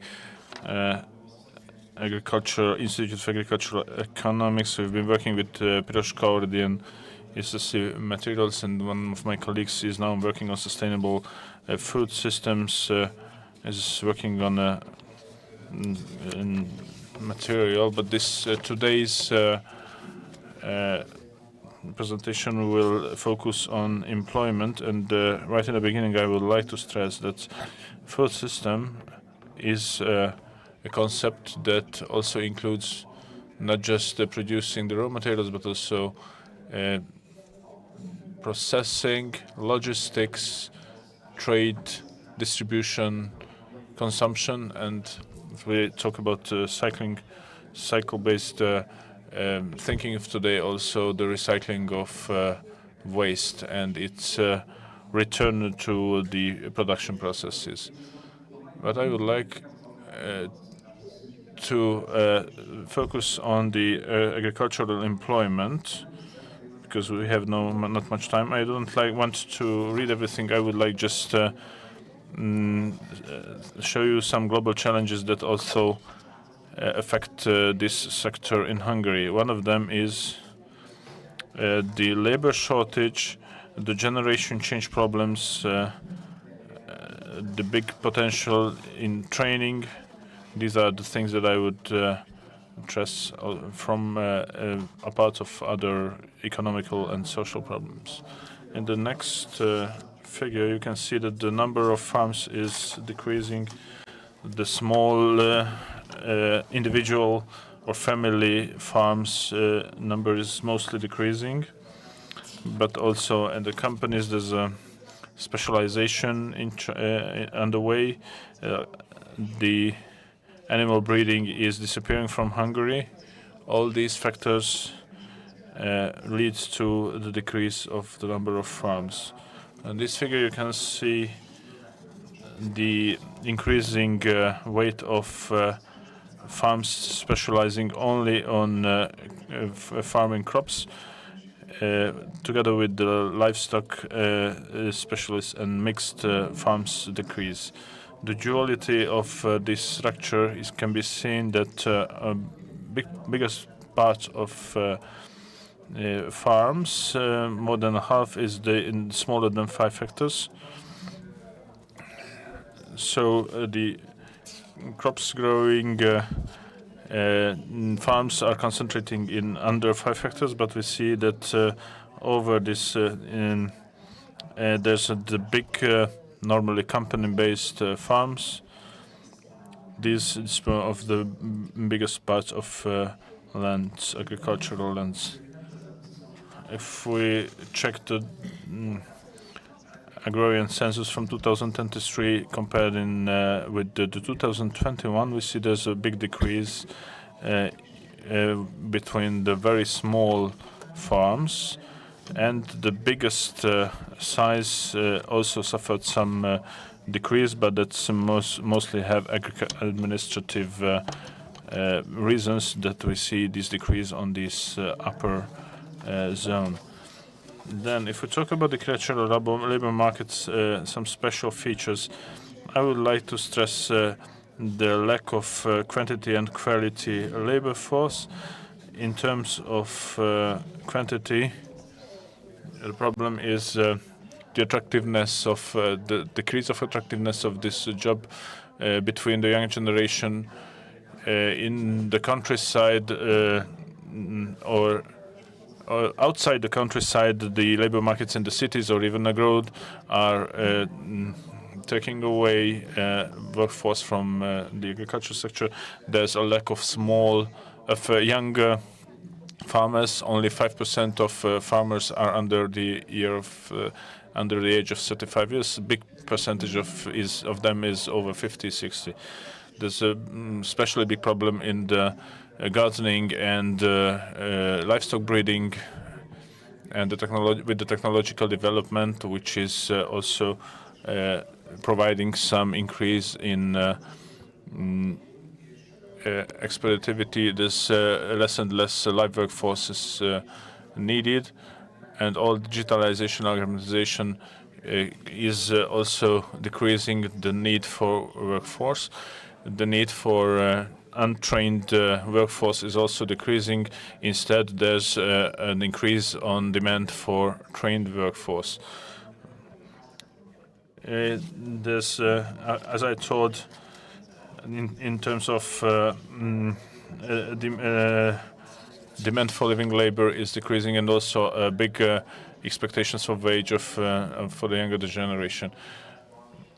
There's low wage levels in sector, low labor productivity. There's a big seasonal work need, and which is now in the last years very important. The foreign workforce needed mostly from neighbor countries, and also third countries from Asian and African third world countries. And also in the agricultural employment, there is another market-based role, which is the employment of marginalized social groups. Here we can see there's a lot of territorial differences, mostly in Great Plain, where the agricultural land is more in bigger portion in these territories. The agricultural employment is bigger. These are mostly undeveloped regions. If we check the annual working unit by farm type, after the census in 2020, the workforce use of agriculture has decreased both in individual farms and family farms and in company-run farms. This is due to mechanization and increased use of machinery, and also the lack of workforce. If we check these processes, in the individual farms, 85% of the workforce are family members. In corporate farms, it's mostly permanent employees in the same proportion of the distribution of labor use in farms in annual workforce units. The next figure, I wouldn't like to go into details, but I would like to stress that due to its weight, mostly the arable crop farms are the biggest user of labor. But if we check what is this proportion for the individual farms, then we see that the more live labor needing fruit, wine growers, and horticulture needs more, and also the corporate farms are much more labor force intensive in their operation. And then my closing thoughts. First is that agriculture and food industry employment issues are dependent on the development of value chains and their integration, which is also in conjunction with the diversification of the operation, and also some use of some other activities. A managed farm transfer would be needed to younger generations in order to use the labor force use potential in case of an agricultural on a farm. Training and skills development, also professional training and adult training should be very important to develop. The career orientation question is very important. We have to take into consideration that in common agricultural policy, the conditionality questions should be included. It would be an inclusive integration models should be developed for underdeveloped for employment of disabled people, which should be mostly in countryside linked to agriculture. And also innovation would be very important in the preparation and in its transition. So I would close with this and thank you if I had problems with time management. Thank you.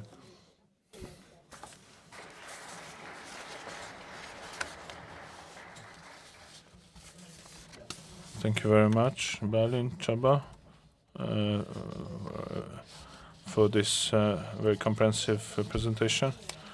I think about this topic we could talk for days, but this also is a result of the fact that, as I told in the introduction for this panel, that agriculture is very diverse and multifunctional, as we used to say. That due to this, we tried to complete the list of panelists here. It's not we try to logically link these presentations. I would like to ask Mr. Gyula Kassa from the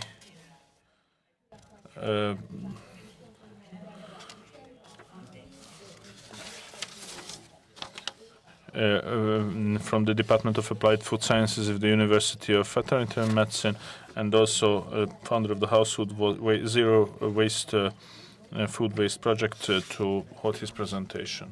And I'm glad to be here, seeing so many distinguished experts from all around Europe. I would like to introduce a case study from the Hungarian food industry, which will be about food waste. And I would like to start my presentation about pointing out that in my lifetime, I was born in 1977. Just in my lifetime, the global population has been doubled. It's surprising how quickly the human population increasing globally. And it's not over yet. We can see that it is expected to grow much, much further, especially in those regions of the world where there is the most prevalent scarcity can be found. No surprise, looking at the statistics, that the natural resources used for food production seems to be extinguishing. If we talk about, for instance, water usage or arable land per person, the question comes to my mind why the human race is not extincted yet. The answer for that is the Green Revolution, of course. When my father was born in 1938, actually not 5, but I found statistics from that year. It took to harvest 1 hectare the work of 3 to 10 people, and it took 8 to 10 hours a day. Today it can be covered by 1 harvester, and not just that, but actually 10 or 30 times more could be covered only with 1 machine operator, or nowadays without a machine operator. And also, just another example, the yield of wheat multiplied by 4 to 5 within this historical period. Food seems to be cheap, even if we are facing with a high level of food inflation today. But historically speaking, food is still cheap.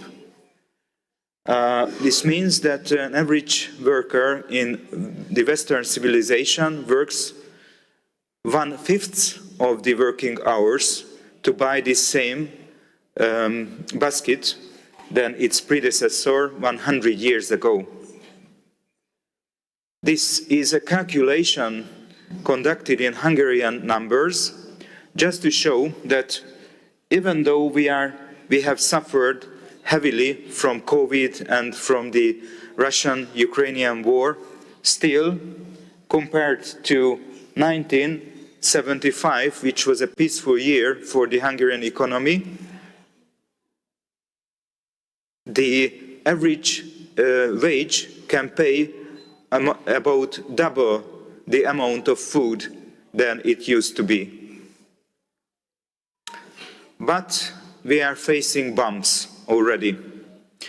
We can see that the ratio of undernourished people started to increase after several glorious decades. And this is a problem. And here our case study comes into the picture. It's important to know that about 1/3 of the global food production is being wasted, amounting about 1 billion tons per annum. And it is not just a problem in the rich countries, because food losses do occur at developing countries as well, for different reasons, of course, underdeveloped organization or technological level leading to food losses. But strangely enough, we can see in the literature and in the statistics, when a country gets past beyond starvation, the next moment obesity starts to be prevailing, and also food waste generation. This is how we humans behave. Of course, in rich countries or developed countries, the most important venue of food wastage is the household, the consumer level. So big this problem is currently that if we would count the ecological footprint of food waste, and if we would put it into the order of countries, it would be the 3rd biggest country in the world.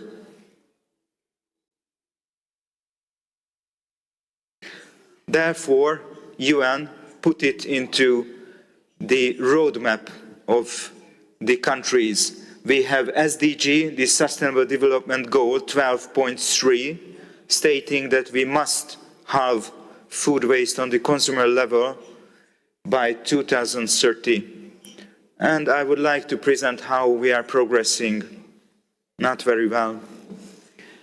In Europe, a significant decrease was observed between 16 and 22, but still we are wasting about 70 kilos of food waste per person just in the household. This is the critical point in the European food system. In other territories such as trade, food processing, catering, food waste can be found, but started to be managed increasingly, but households are not doing well. This is a list of household food waste. Some countries have not submitted data, and I would like to raise your attention on some curiosities. For instance, I don't know if any of you are from Spain or Portugal. Probably you can confirm that the two countries are not too far from each other. But please note, Portugal wastes 120 kilos, per year per capita, and Spain can be found in the bottom of the list. It can be true, right? So maybe it's a question of methodology, question of sampling. So this is how we are doing it in the EU. We had just started to learn how to measure, how to trace the food waste. Good news that we have directions, we have regulations to tell what to do. And from the next year, probably we will have obligatory binding indicators telling the member states to decrease household food waste by 30% by 2030. This is the actual goal we are looking to get. In Hungary, we started to deal with household food waste in 2016. Actually, the idea came a bit before, and our program was supported for the first couple of years by an EU LIFE program. And the last year, just to save some time, it was a very good year for us because we were selected amongst the top 3 environmental programs in Europe in the EU LIFE Awards. And officially, the Hungarian project, Wasteless, became a good example, a good practice recommended by the EU Commission for those countries which have not started their own food waste prevention agenda yet.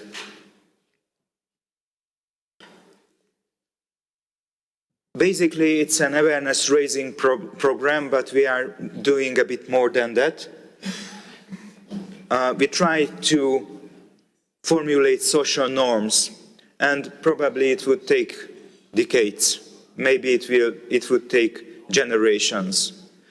I know that 2 generations before, putting municipal waste into rivers or into the forest was just normal.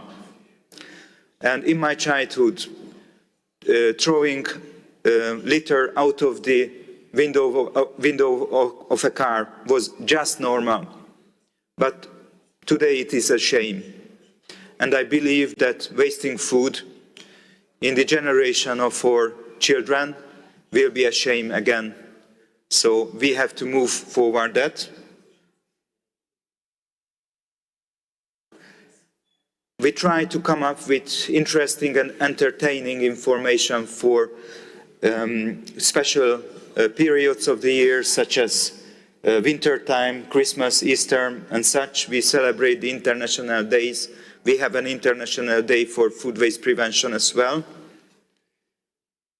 We try to create traditions with competitions, especially for children. We publish manuals, good practices for households, what to do with the expired food. If it is not a fresh food, but a durable food like pasta or conserved food, you can eat it even after the expiration date. And this is what we are explaining in this manual, for instance. And we invest heavily into our school program. We have online classes, but we also do pay visitations to schools in person when we are invited. We have published materials free to access, free to download, free to use it, even for parents and grandparents. These are a couple of pictures from a street exhibition based on pictures we collected from kids.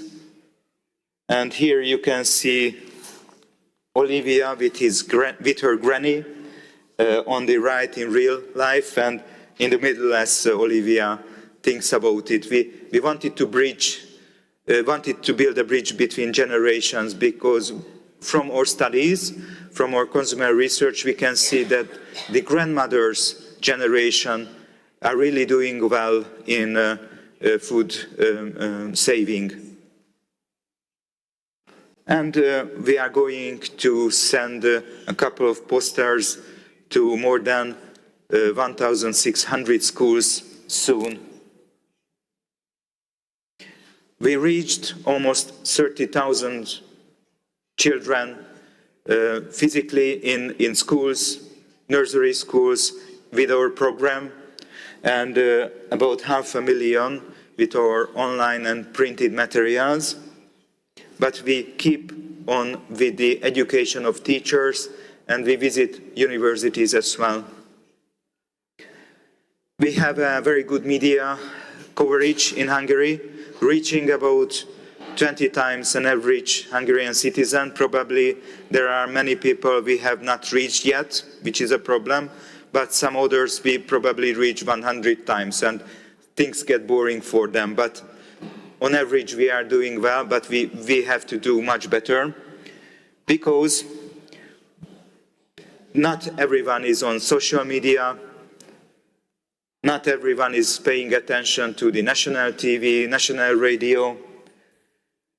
It's important to serve teachers and journalists, but we have to do much better than that, because we measure actually the food waste production of Hungarian households, and this is what we see. We had a great progress until last year, until 2022, but in our most recent data, we can see a bouncing back, which is a big question mark for us. What did we do wrong? What we should do better to go on with the progress? On the right side, you can see the total amount, and this ugly yellow color represents the edible food waste, because we also collect information on unedible parts, such as chicken bones or potato peels, but the edible food waste is our enemy. And you can see that it increased about with 2 kilos between the 2 years. Not a big bump, not a big increase, but a significant one. Especially if I share that this increment was found mostly in the category of cooked meals. The most value-added products we can get, we can find around our kitchen. We are doing well in bread and bakery products. Hungarian cuisine is heavily based on bread, so we are proud of that, but we have to come up with some innovative communication tools or educational tools for ready-to-eat food. We also have information about the means of food waste disposal. Majority of it gets to the solid municipal waste, but more and more people started to compost, and a significant share is going down the sewers, and many foodstuffs are given to our animals, pet animals or food animals. Maybe Zsófia will tell a few words about how many food animals we have still around our households. We don't have a positive tendency, I'm afraid, in the backyards, but still we have a few families. And this is a funny chart, because the blue dots are the estimations of the households before they start the food waste measurement, and the red dots represent the actual findings, the actual values. And you can see that 80% of the households underestimate their food waste generation, and not by a little, by half. Good news that many people feel that they can do better. About 80% of the respondents after the survey, after the physical measurement, told that, oh, now I can see what is wrong with our household. How can we improve? To summarize, we have still a long way to go until we reach halving of household food waste. Probably we can't do it by 2030, but we are doing our best to get as close as possible. For that, we need good practices, international collaboration, but more than that, we need the whole community and also the food industry to move towards bioeconomy, biomass-based economy, and I believe that the next generation of agricultural experts must not learn only agricultural techniques, but they have to be much better with byproduct utilization, even waste upscaling to feed, for instance. They have to be partly bioengineers. They have to look on organic agricultural cultures.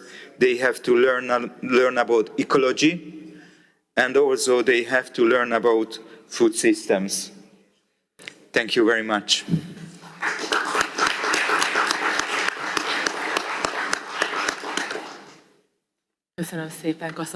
Thank you very much to Gyula Kassa for his very interesting presentation.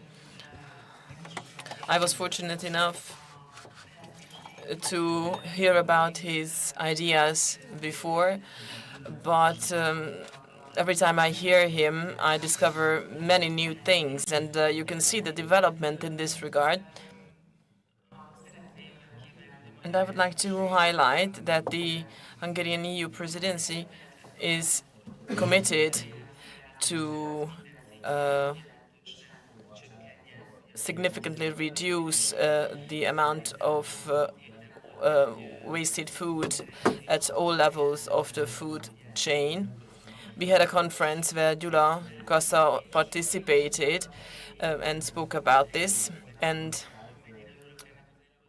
one more word to emphasize why I'm so happy about this presentation, because on the request of the Hungarian presidency, we are preparing an opinion in the ESC to the NUT section, competence section, in the section of the agriculture and rural development. And this is about the promotion of resilient food systems and with regard to the increasing crisis situations around us. Thank you to our President Peter Schmidt. Within this NUT section, we had this opportunity to carry out a highly efficient work between the EU presidency and the committee members. And this NUT section was the first forum where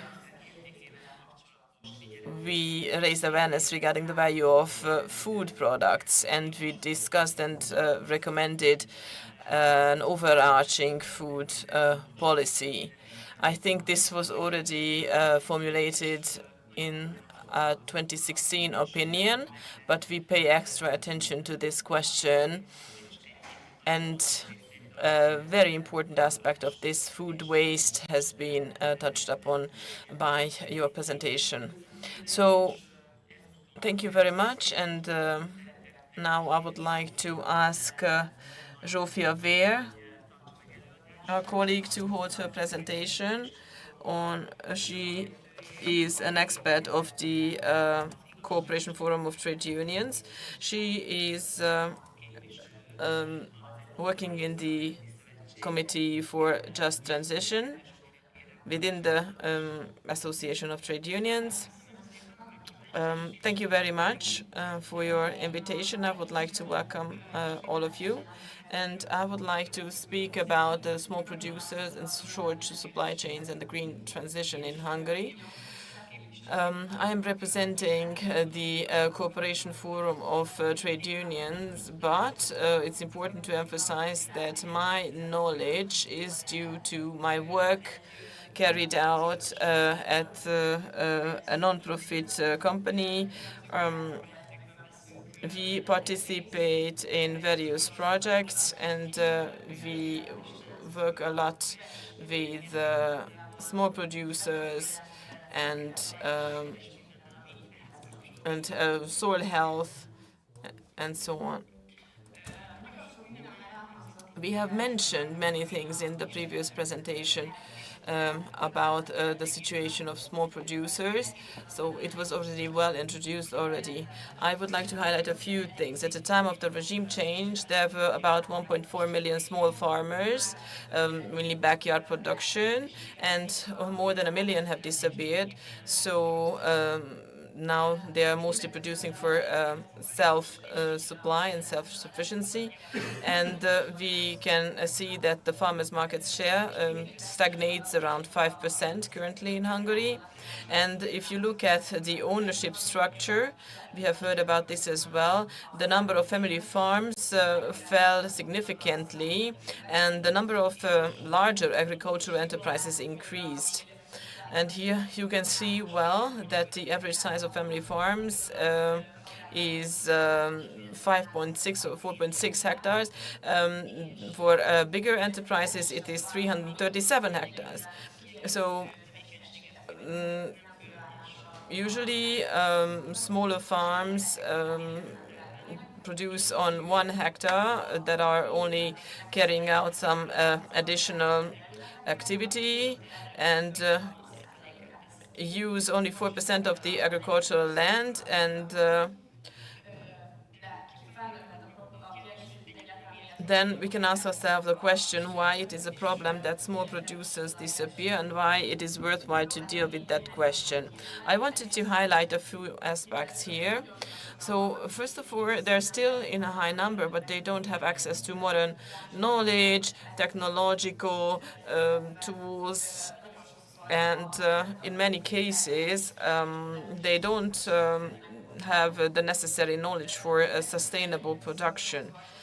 And at the same time, they are much more open to diversified production, such as organic or regenerative methods, and other methods that enhance the increase of biodiverse production's diversity.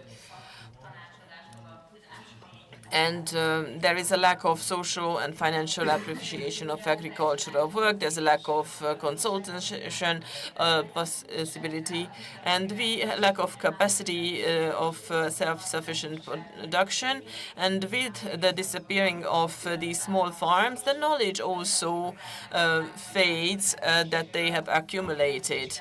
And those land-raised products, for example, that have been produced in these small farms are disappearing, and you can only find them in gene banks. And by the spreading of the larger enterprises, we also see the homogenization of the landscape, and this contributes to the strengthening of monocultural farming, which has very negative impacts and damaging impacts. We saw about the general aging of farmers in Hungary. This goes for the small farmers as well. And typically young people don't carry on with these farming activities that the parents still carried out.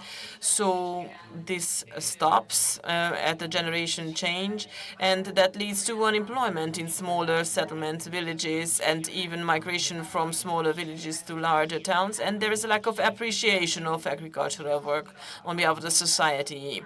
We have also mentioned that these employees are among the worst paid employees, and their appreciation is very low, and paysan as a word in Hungarian is very depreciative, and it's very negative, and it represents a very negative approach, and it's a good illustration of the appreciation of lack of appreciation for agricultural work. What is a short supply chain? It is a supply chain where there is only up to one intermediary or integrated between producer and consumer or buyer, and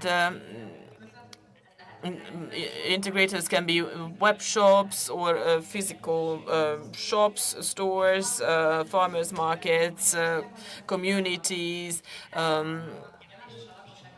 basket communities, but the majority of the population doesn't have access to these.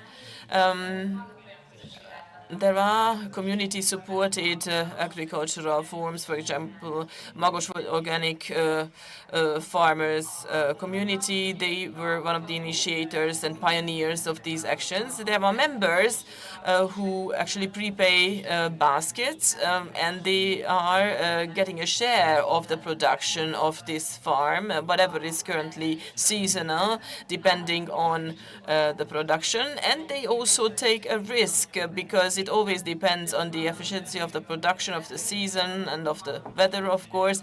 There are well-functioning farmer markets. There's a bread community in Zugló, which I know very well, and other integrators such as Made for You, called Neketterem, and Farm to Fork. And high-quality small producers are connected to consumers and restaurants, but there's only a few actors like that. And then that also represents an issue for small producers because based on their size, they have a hard time accessing the market and they face many challenges. They don't have the size to be able to compete with the larger agricultural enterprises. And the channels that they have at hand, sometimes very complicated, supermarkets, hypermarkets, gaining space as compared to smaller stores, and they make the producers face unrealistic expectations. And let's now come back to food waste, because they don't take over crooked cucumbers, carrots that are not nice orange in color, and maybe some freckled apples. They don't take any of those, and these don't make it to the consumer at all.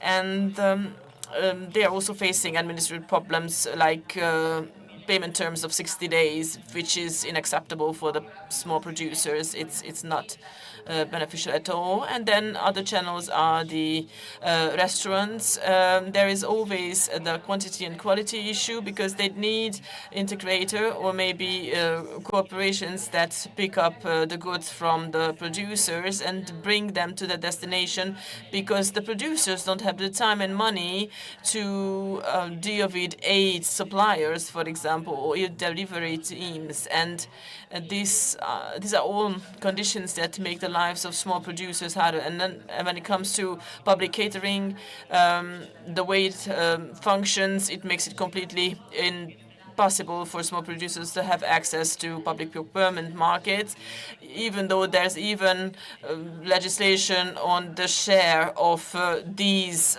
producers in the supply chain of these systems. And I wanted to mention that the agricultural subvention system is not necessarily in favor of small producers either. And then the conscious consumers group that here in Hungary would be ready to pay for the extra cost of sustainability that the small producers add as a value to these products is not really given that group of the population with the right purchasing power. And it is currently around 8.5% in the population that is currently open to paying more. But that means they're open actually to getting higher quality products, but they don't always have the means to pay for them. And then why do we need to deal with short supply chains and small producers if we are speaking about green transition? No coincidence that these EU Farm to Fork strategy and the National Rural Development Strategy also consider these things very important, because for our resilience it would be crucial to put more emphasis on the short supply chains, and it would in general create a more diverse land-tenure structure. It would allow for agrobiodiversity, and based on the crisis of the recent times, we have learned how important it is. Let's just think about COVID and the drought periods experienced in Hungary. It is an important aspect if we are to go over in a more sustainable agriculture. Then we have to take these aspects into account. In many tasks, we have to remove weed, for example, by hand, and that would also create jobs. And there's an urgent need for adequate expertise, advisory system, which is generally poor in Hungary, and also producer training in a way that it also includes the aspects of green agriculture. And that was it. Thank you very much.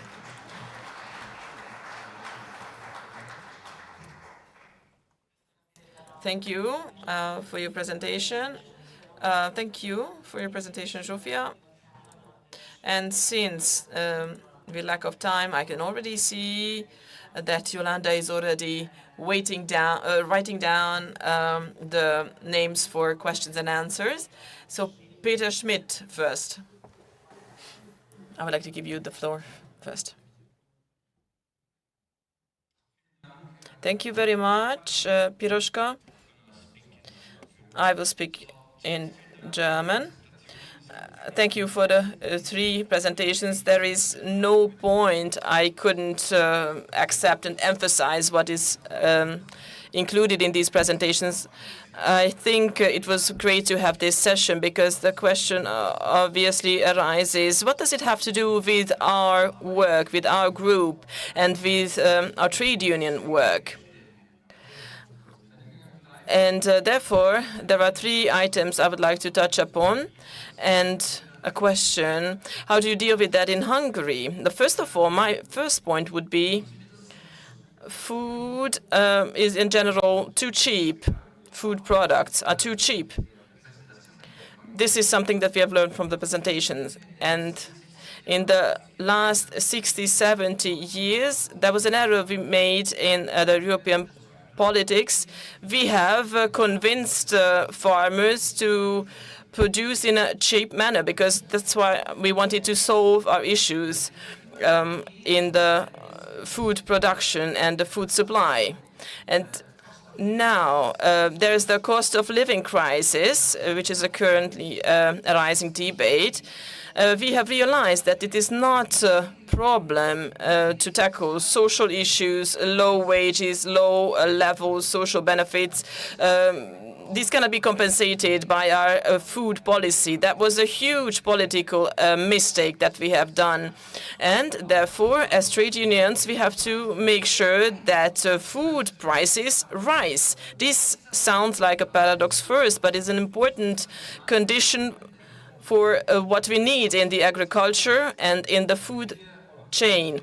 And then secondly, we also mentioned that we have to see the entire food chain.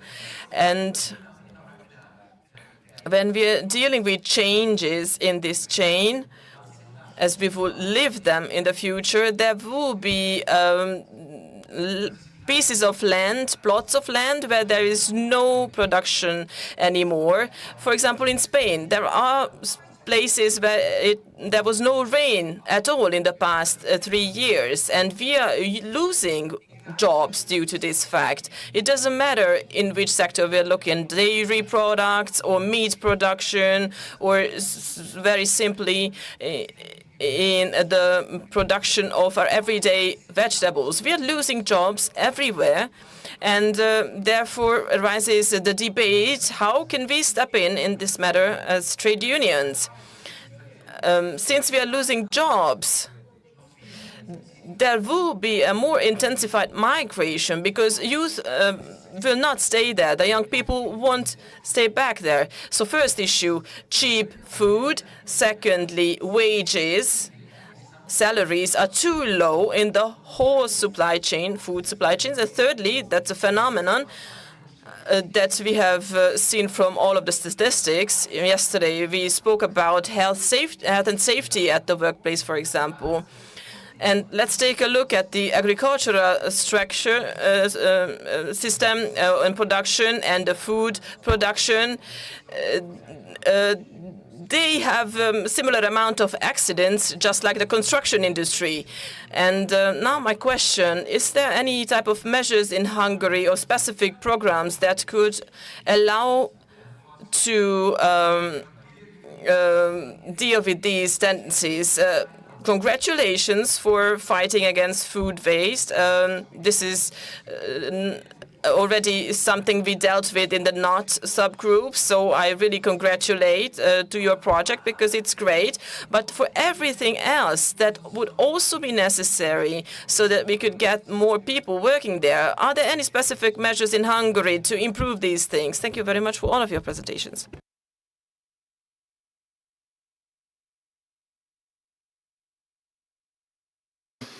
Köszönjük szépen. Thank you very much to Peter Schmidt for his contribution. Peter Schmidt, just for the sake of Hungarian participants, he is the chair of the NUT section of ESC, and I would like to pass the floor to Mr. Dr. Huiber,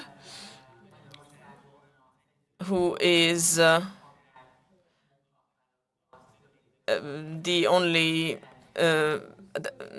who is the chair of the only trade union uniting all of the agricultural workers.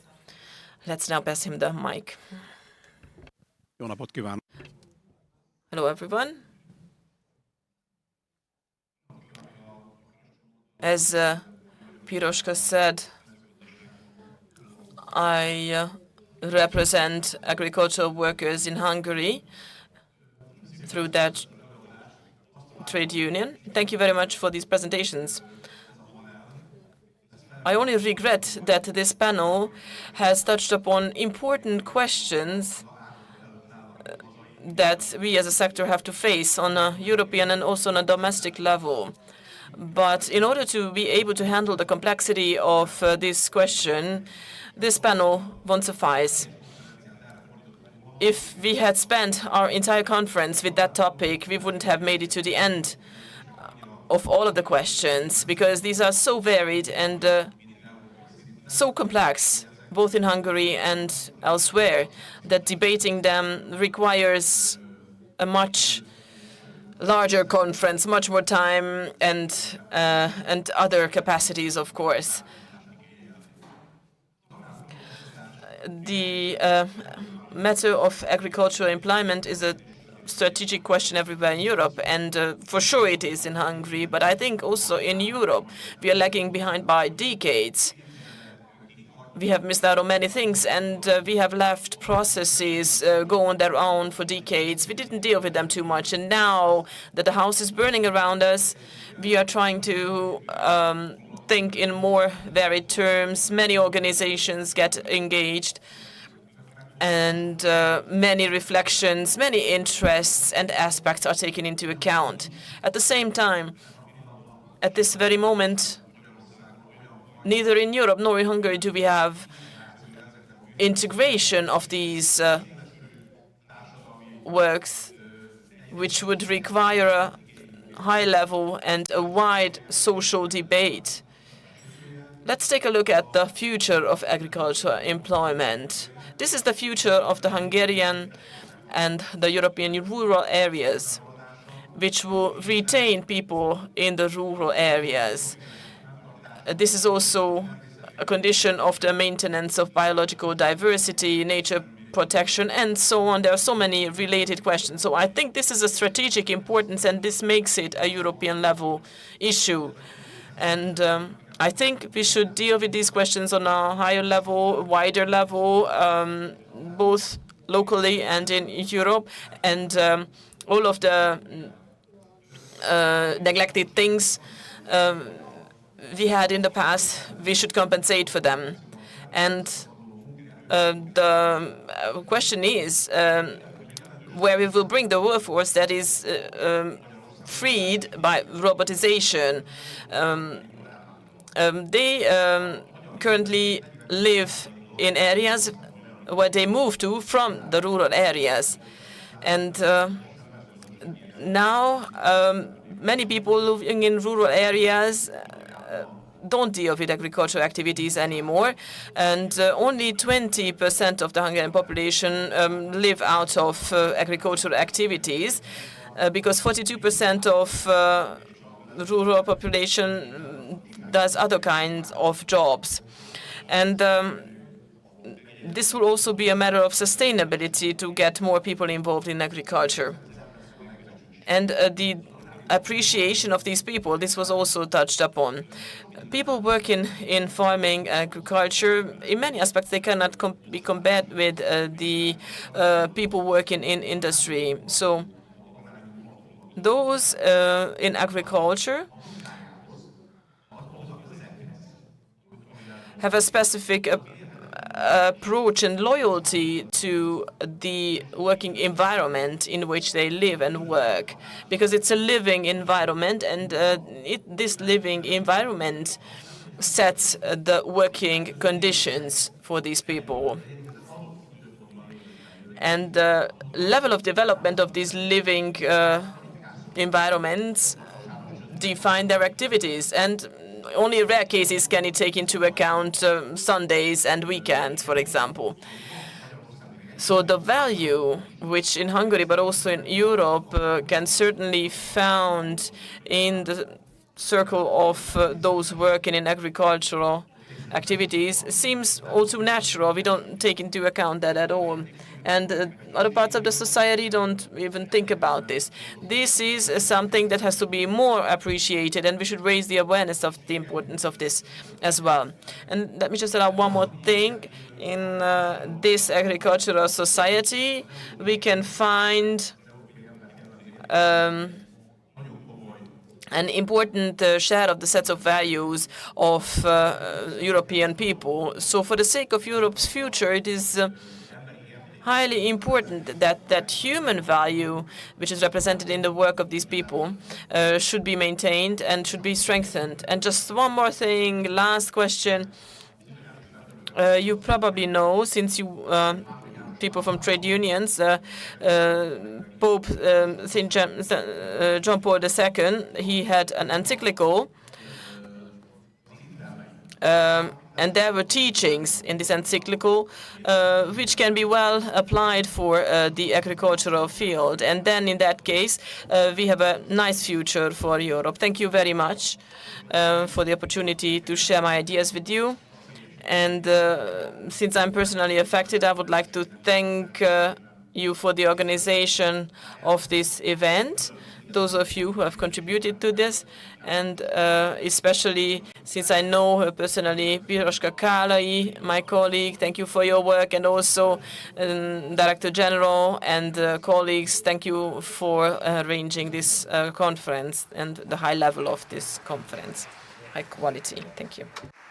Köszönöm szépen, elnök úr. Thank you, Mr. Chair, for your contribution. Now I would like to pass the floor to Sára Felszegi. Thank you very much. If you allow, I would like to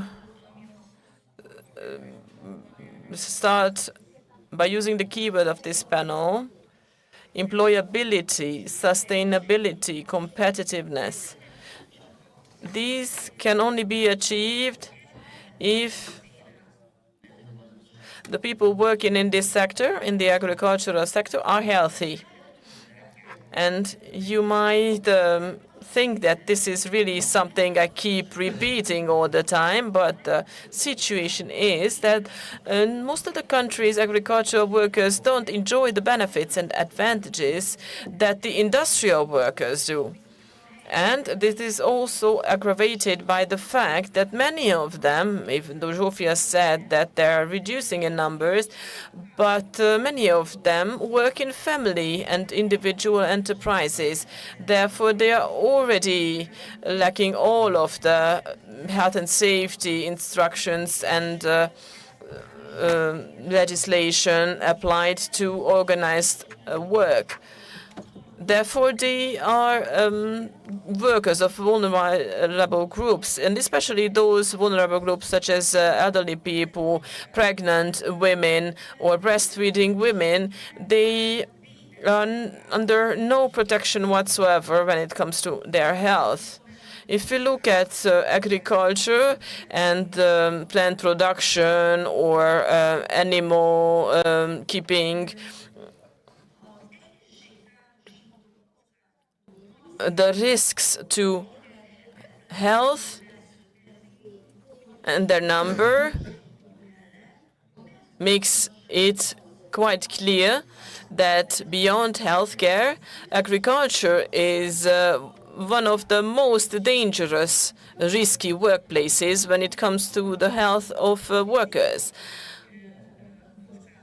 Now, let us only think about the physical risk factors, noise produced by machines, the whole body vibration, or the radiation of the sun, melanoma in increasing numbers, and chemical risks. The use of chemical elements, teratogenous, carcinogenous products, and nanomaterials that also enter, that will also have an impact on our food safety. And last but not least, biological risks, bacteria, fungi, viruses, for plants and animals. They are both present. And ergonomic risks. Hard physical work, although reduced by automation, is still present. But there is also the health-damaging risks of work carried out on machines, let alone these forced body positions and postures in which you have to carry out this work. And the situation of agriculture is especially sensitive to climate, because many of them spend and do their work outside, outdoors. So that additional burden caused by climate change can be felt directly in these cases. And then special cases, such as, for example, people working in greenhouses, temperature, humidity, and so on.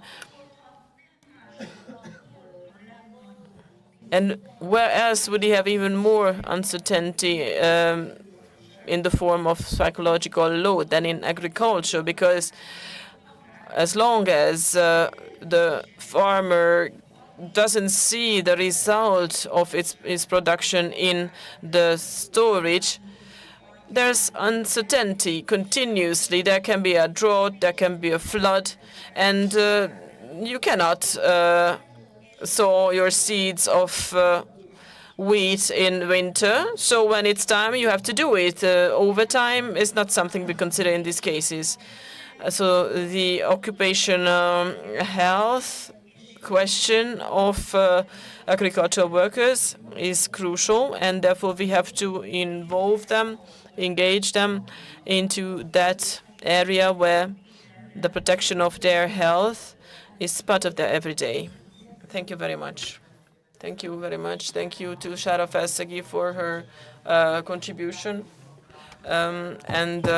I have already been told that the time is slowly up, and we have 2 more names on our list. Florian, one of our members who speaks the most and longest, Dumitru Forman now is the other one, so it makes it very complicated for me. I stop speaking. 1 minute each, please, if you could make it to ask your questions.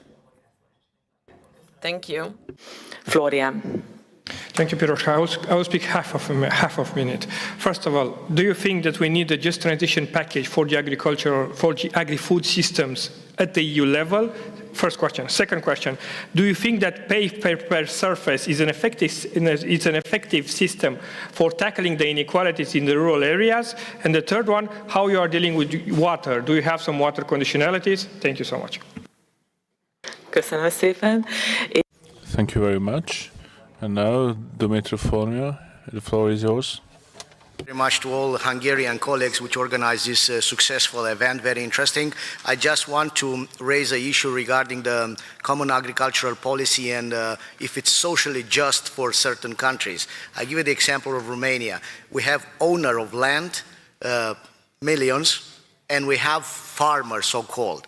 a lot of the money which are from the common agricultural policy is going to the so-called farmers, those which are working the land. But the owner of the land, which are paying the taxes and which are representative of the rural area, they receive almost nothing. So a lot of the funds are going to a number of persons which are very much related with the political environment, and the rest are taking this, zero. Thank you. Köszönöm szépen.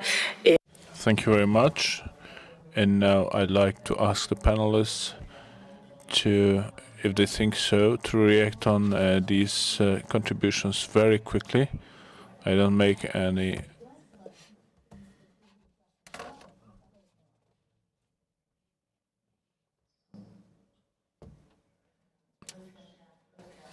We have 5 minutes altogether to finish the conference. So very brief, please. So I will just answer to react to a remark by Mr. Peter Schmidt for the cheap food. This is also a supply chain problem, because the problem is not the cheap food. From the point of view of consumers, the food security and the possibility to reach for good quality and cheap food is important. But the problem is with the chains, with the profit-oriented small commercial chains.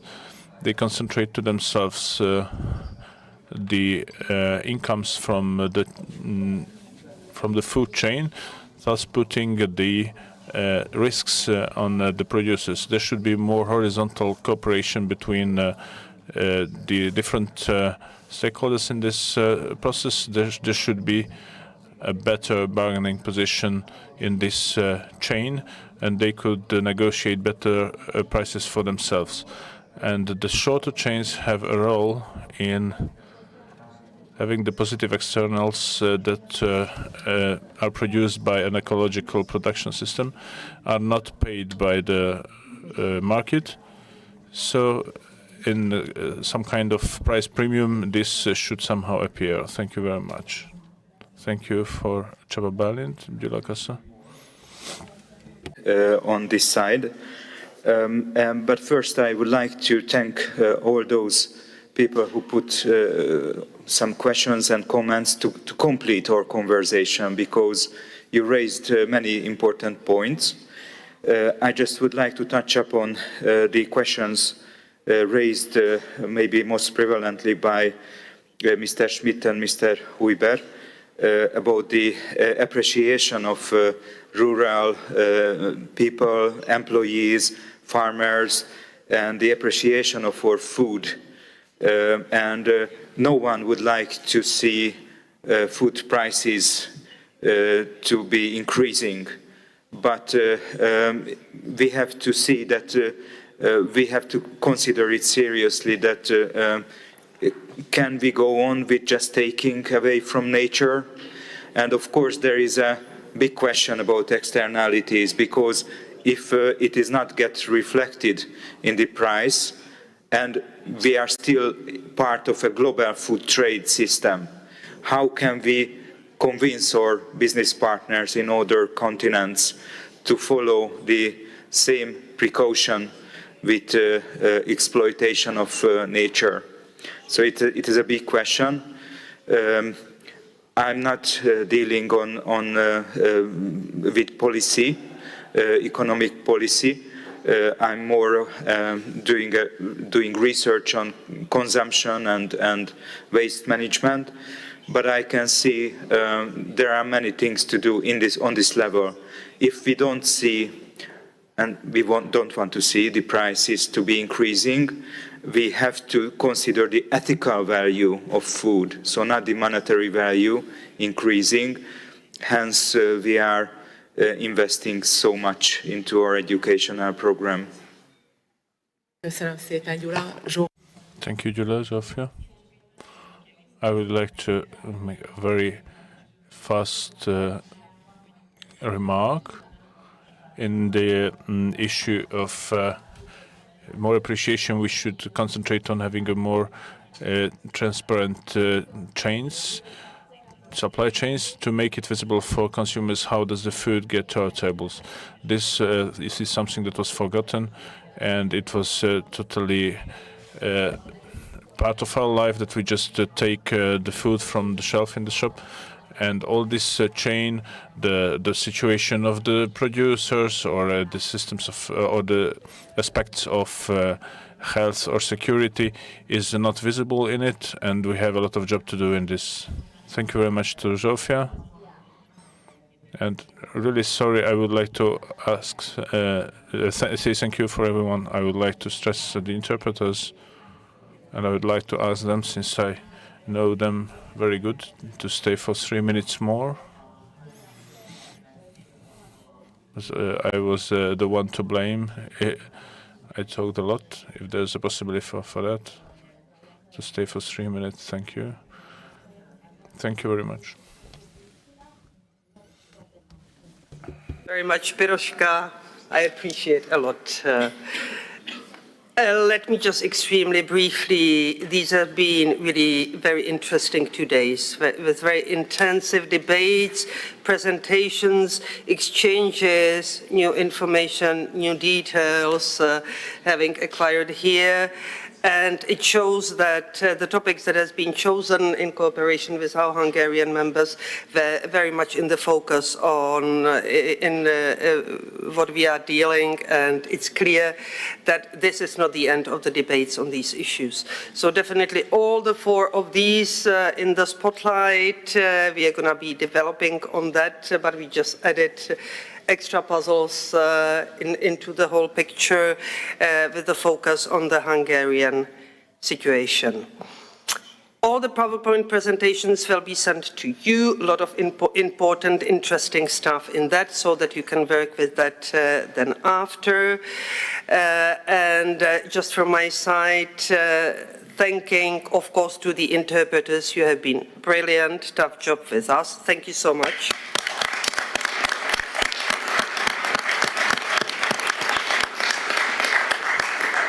But of course, also the technicians and the people helping us here on the spot in the House. Of course, our Hungarian members being very much involved in preparation of this meeting. So thank you very much. Of course,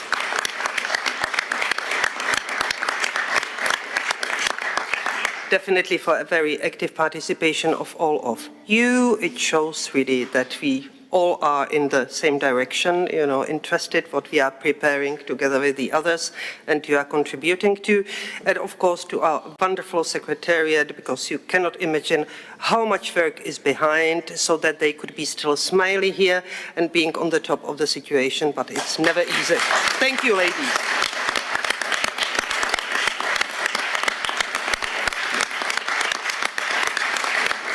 Thank you very much. Safe trip back home. See you soon in Brussels. The meeting is concluded.